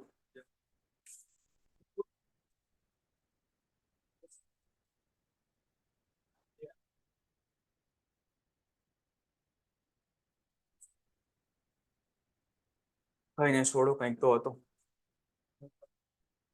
લો કઈ ડાઉટ કેવું હોય તો પૂછી લો મને ફટાફટ. જો હમણાં જીપીએસ ના અકોર્ડિંગ છેલ્લા 6 મહિના વાળા મોસ્ટ ઇમ્પોર્ટન્ટ હોય છે, પણ તમે છેલ્લા 5 મહિના બી કરશો તો કોઈ વાંધો નહીં. પણ 5 મહિના પહેલા જો એવો કોઈ ટોપિક મેં લખાયેલો હોય તો તમારે કરવો પડશે. હોટ ટોપિક ખાલી હોવો જોઈએ કે તમને એવું લાગે કે આ બહુ ચર્ચામાં હતો, અતિશય ચર્ચામાં હતો, તો બાકી 5 મહિના વાળું ઇનફ થઈ ગયું. પણ મેં તમને કીધું એ પ્રમાણે કે તમારે નથી કરવાનું. લોકો જે રાંધીને આપશે એ છેલ્લે તમારે ખાવાનું જ છે. તો હમણાં કરંટ અફેર ઉપર ધ્યાન ના આપો, હમણાં સબ્જેક્ટ ઉપર ધ્યાન આપો. કરંટ અફેર તો છેલ્લે અલગ અલગ 3-4 ક્લાસીસના 5-5 કલાક વાળા વિડીયો જોઈ લેવાના, નોટ્સ બનાવી કાઢવાની. હા, હું તમને એ વસ્તુ કહેવાનો હતો, 8મો પોઈન્ટ એ કહેવાનો હતો કે તમે જે બી રીડિંગ કરો છો ને એ રીડિંગ ક્યારેય બી ખાલી વાંચન ના કરો. આ ઓલવેઝ તમારો ટાઈમ બગાડે છે. વાંચવું હોય તો ઓલવેઝ તમારે લખતા લખતા વાંચવું જોઈએ. આનાથી એક ફાયદો એ થશે કે તમારું ધ્યાન છે એ આજુબાજુમાં ક્યાંય ભટકશે નહીં, કેમ કે તમારી પેન ચાલતી હશે. તમે વાંચો છો તો તમારું બોડીનું કોઈ પણ અંગ કામ નથી કરી રહ્યું, તો પછી તમારું માઇન્ડ ભટકી શકે છે. પણ તમે લખી રહ્યા છો તો તમારું માઇન્ડ સીધું લખવા પર ફોકસ કરશે, એટલે તમારું માઇન્ડ ક્યારે નહીં ભટકે. તો જો તમે ખાલી ને ખાલી વાંચતા હો તો એ આજથી છોડી દેજો. એસટીઆઈ નહીં તો 1-2માં તો છેલ્લે કામ લાગશે જ. પણ ઓલવેઝ લખીને વાંચો. નોટ્સ બનાવવાનું ભૂલે ચૂકે બી ના ભૂલતા. નોટ્સ હશે તો છેલ્લે ડિસેમ્બરમાં રિવિઝન કરી શકશો. સીધી જાડી ચોપડી ઉઠાવીને વાંચ ના કરતા. રિવિઝન બહુ ઇમ્પોર્ટન્ટ છે. નોટ્સ પોતાના રાઇટિંગમાં હોય એ બહુ સારી છે, જલ્દી યાદ રહેશે. અને તમે કેવી રીતે નોટ્સ બનાવો છો મને ખબર નહીં, પણ જોઈશું પછી એ તો શાંતિથી. પણ નોટ્સ ઓલવેઝ તમારી શોર્ટમાં હોવી જોઈએ, બહુ ડિટેલમાં બી નહીં. ડિટેલમાં પછી તમને મેઇન્સમાં કામ લાગે. ગુજરાતનું કરંટ અફેર ના કેટલા ક્વેશ્ચન્સ પૂછાય છે મેં નક્કી ના હોય. હવે તમને 25 ક્વેશ્ચન આપેલા છે, 25 ક્વેશ્ચનમાંથી લોકો અડધા બી કરી શકે. પણ આ વખતે ગુજરાતમાં એટલું બધું બહુ ખાસ કરંટ અફેર છે નહીં, તો પછી આ લોકો ઇન્ડિયા ઉપર થોડો ઘણો વધુ ફોકસ રાખી શકે. અને એક તો તમે ભૂલી જ ગયા, ઇન્ટરનેશનલ કરંટ અફેર. તો ખાલી ઇન્ડિયા અને ગુજરાત ના સમજો, ઇન્ટરનેશનલ બી છે જ. કરંટ અફેર હોય કઈ બી, તમને કઈ બી એટલે કઈ બી. એટલે જો અમુક ટોપિક જે વાંચ્યા ના હોય તો ભાઈ છોડવાના જ છે. ડન. ચલો આટલા પોઈન્ટ છે, પણ મગજમાં એટલું રાખજો કે તમારે અમુક પોઈન્ટ જાણી જોઈને છોડવાના છે પ્રિલિમ પાસ કરવા માટે. તો એ કયા પોઈન્ટ હશે એ હવે તમારે નેક્સ્ટ 3-4 દિવસમાં નક્કી કરવાના છે. મેથ રીઝનિંગ નું મેં કંઈ જ નહીં કીધું. તો ચલો, મેં મારો સબ્જેક્ટ તો બાકી રાખ્યો. સાંજવાળી બેચમાંથી છું હું, કરાવવાની બહારનો કોઈ ક્વેશ્ચન નહીં. અથવા જે બેચમાં ના આવવાના હોવ તો પછી જે વર્કશીટ હું અહીંયા આપું છું, દરેક ચેપ્ટરના 100 ક્વેશ્ચન કાં તો 50 ક્વેશ્ચન, અમુકમાં 120 ક્વેશ્ચન બી હોય, 150 ક્વેશ્ચન બી હોય. હું તો એમ કહું છું કે કોઈ માર્કેટમાંથી ચોપડી પરચેઝ નહીં કરવાની. અને હું ના જ પડીશ, તમે લઈને આવશો તો હું ના જ પડીશ કે ચોપડી શું કામ ખરીદો 500 રૂપિયાની, તમને મફતમાં વર્કશીટ આપું તો શું. વર્કશીટ સોલ્વ કરો, પીવાયક્યુ સોલ્વ કરો, અને રીઝનિંગ ઉપર વધુ ફોકસ. જે લોકોનું મેથ રીઝનિંગ ખરાબ છે, જો મેથ રીઝનિંગમાં બે વસ્તુ છે. મેથ રીઝનિંગ આપણે ગણીએ ને તો હમણાંની કન્ડિશન પ્રમાણે રીઝનિંગનું જે વેઇટેજ છે એ 60% હોય છે, મેથ્સનું વેઇટેજ 30-40% હોય છે. તો જે રીઝનિંગ છે એના પર થોડું ઘણું વધુ ફોકસ, કેમ કે રીઝનિંગમાં તમે 60%ના ક્વેશ્ચન પૂછાયેલા હોય તો તમે આરામથી 55 સોલ્વ કરી શકો છો. પણ મેથ્સમાં 40% ક્વેશ્ચનમાંથી તમે લોકો 20% પહોંચો ને તો બી બહુ સારું છે. પણ મેં તમને કીધું એ પ્રમાણે કે ક્લાસમાં હું જે કરાવું એની બહારનું કંઈ છોડવાનું નહીં. ના, હું ચાલુ કરીશ તો મેથ્સના બે પેલા ટોપિક, એના પછી એક રીઝનિંગ, પછી પાછા મેથ્સ 2, પછી પાછું એક રીઝનિંગ. કેમ કે એ તો જો મારા પર છે કે મારે કેવી રીતે ભણાવવું છે. પણ બસ ખાલી જેટલું કહું, મેં તમને આગળ કીધું એ પ્રમાણે કે હું તમને દરિયામાંથી ડોલ ભરીને આપી રહ્યો છું, તો તમારે ડોલનું ડબલું કરવાનું નથી. જેટલું કહું એટલું વાંચી લેવાનું છે.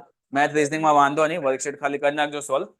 બાકી અમુક ચેપ્ટર્સ તમને કહી દઈશ, એ ચેપ્ટર્સ જિંદગીમાં નહીં છોડવાના. જો તમે 1-2 કરતા હોય કાં તો STI કરતા હોય તો જે લોકો ઓનલાઈન જોવે છે એમને બી કામમાં આવી જાય. રિઝનિંગમાં ક્યારે બી તમારે સિટિંગ અરેન્જમેન્ટ છોડવાની નહીં, બેઠક વ્યવસ્થા. એના પછી પઝલ તમે ક્યારે ના છોડી શકો. હમણાં જે નવું સ્ટાર્ટ થયું છે આ લોકોનું, એ સિલોગિઝમ ક્યારે તમે ના છોડી શકો. આના પછી જે ઇઝી ટોપિક અને સૌથી વધુ તમને માર્ક્સ અપાવે છે એ કેલેન્ડર તમે ક્યારે ના છોડી શકો, અને ક્લોક બી ઇમ્પોર્ટન્ટ છે. બાકી બધા છૂટા છવાય તો ચેપ્ટર છે જ. ડાયરેક્શન ડિસ્ટન્સ, પછી ઓર્ડર રેન્કિંગ, એના પછી કોડિંગ ડીકોડિંગ, એના પછી એક છે બ્લડ રિલેશન. આ બધા મોટા મોટા ટોપિક. પણ એક ટોપિક એવો છે જે એટલો બધો ઇઝી છે તો બી એના 2-3 ક્વેશ્ચન નીકળી જાય છે, અને ટોપિક છે એનાલોજી, એટલે કે સમસંબંધ. તો આવા ટોપિક રિઝનિંગ વાળા ક્યારે નહીં છોડવાના. મેથ્સની વાત કરું તો એકદમ ખાલી હોટ ચેપ્ટર તમને કહી દઉં તો નંબર સિસ્ટમ કોઈ દિવસ છૂટવું ના જોઈએ. સંખ્યા પદ્ધતિ, કયા કયા પ્રકારની સંખ્યા હશે. નંબર સિસ્ટમ તો તમારું આરામથી 5-6 કલાક ચાલશે એક જ ચેપ્ટર. એના પછી એક LCM HCF ના છૂટવું જોઈએ. સમય અને કાર્ય ના છૂટવું જોઈએ. અને સમય અને કાર્ય તમને આવડે તો જોડે જોડે નળ અને ટાંકી આવડવાનું છે. ટ્રેન વાળું ચેપ્ટર ક્યારે ના છૂટવું જોઈએ તમારું. પર્સન્ટેજ તમને આવડે તો જોડે જોડે simple interest, compound interest, profit loss બી આવડી જાય. હા, તમને જો ઇક્વેશન યાદ રાખવામાં તકલીફ પડતી હોય તો પછી ક્ષેત્રફળ અને ઘનફળ ના અડાય. જો ઇક્વેશન યાદ રાખવામાં તકલીફ પડતી હોય તો. પણ જો તમે ઇક્વેશન યાદ રાખી શકો છો કે ચોરસનું ક્ષેત્રફળ શું, ઘનફળનું શું કે ઘનફળ શું, તો પછી તમે યાદ રાખી શકો છો. બાકી એવો ટોપિક છે કે તમે ગમે એટલું યાદ રાખશો એક્ઝામ ટાઈમે ભૂલી જશો, બધું મિક્સઅપ થઈ જશે. તમને એવું પૂછેલું હોય. હા, બ્લડ રિલેશન, લોહીના સંબંધો, ખૂની રિશ્તે, આવા ચેપ્ટર છે આ લોકોના. એજ વાળા પૂછાઈ શકે, પણ ખાલી એજ જ કરજો. એજ પછી એની આગળ જે રેશિયો નામનું ચેપ્ટર આવે છે એ તમને આવડે તો પછી તમને એજ આવડે. પણ રેશિયો વાળો ખાલી કોન્સેપ્ટ સમજવાનો, એજ ડિટેલમાં કરવાનું, અને પાર્ટનરશિપ થોડું ઘણું કરવાનું. પણ જો તમે ક્લાસ અટેન્ડ કરવાના છો તો પછી આ બધું નોલેજ લેવાની તમારી જરૂર નથી. ડન. ચિંતન સરની નોટ માં આવી જશે ને. હા, કોઈ બી ફેકલ્ટી મેમ ભણાવે ચેપ્ટર તો સેમ જ ભણાવવાના છે, ટોપિક બી સેમ જ આવવાના છે. કોઈ પણ ફેકલ્ટીની નોટ હોય તમે વાંચી શકો છો, પણ ફેકલ્ટી ઘડી ઘડી ચેન્જ ના કરતા. કે આજે ચિંતન સરની નોટ વાંચી, પછી કાલ તમે બકુલ સર ભણો, પછી ત્રીજા દિવસે બીજા કોઈ સર ભણો, તો પછી તમને ખબર જ નહીં પડે કે મેથ શું ચાલે છે. કોઈ બી ફેકલ્ટી લો, બધા ફેકલ્ટી સારા જ છે, પણ સૌથી સારો હું છું. તો મારી નોટ જોઈ લો. ડન. ચલો, કોઈ ડાઉટ તો પૂછ લો ફટાફટ તમને, કેમ કે મને બી ખબર કે તમને ઘરે જવાની ઉતાવળ છે.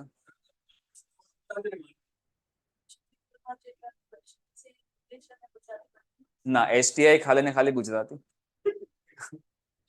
GPSC 1-2 હોત તો એક પેપર, એક સાઈડનું પેજ ગુજરાતીમાં, એક સાઈડનું પેજ ઇંગ્લિશમાં. પણ STI કમ્પ્લીટલી આખું ગુજરાતીમાં. ક્લાસ 3 છે. નોર્મલ ગુજરાતી સમજી શકો છો, વાંધો નહીં આવે. મેઇન્સમાં ખાલી થોડા પ્રોબ્લેમ આવશે, બાકી પ્રિલિમમાં વાંધો નહીં આવે. સર તમે લેક્ચર્સ તો ક્લાસ 1-2 અકોર્ડિંગ લેશો ને. અચ્છા, જીવલ મેમે પૂછ્યું છે.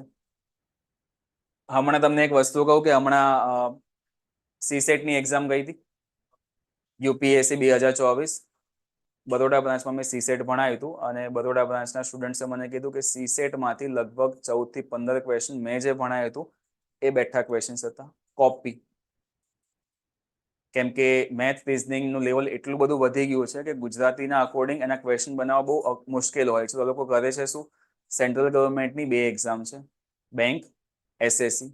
SSCમાં 2 exam, SSC CGL, SSC CHSL.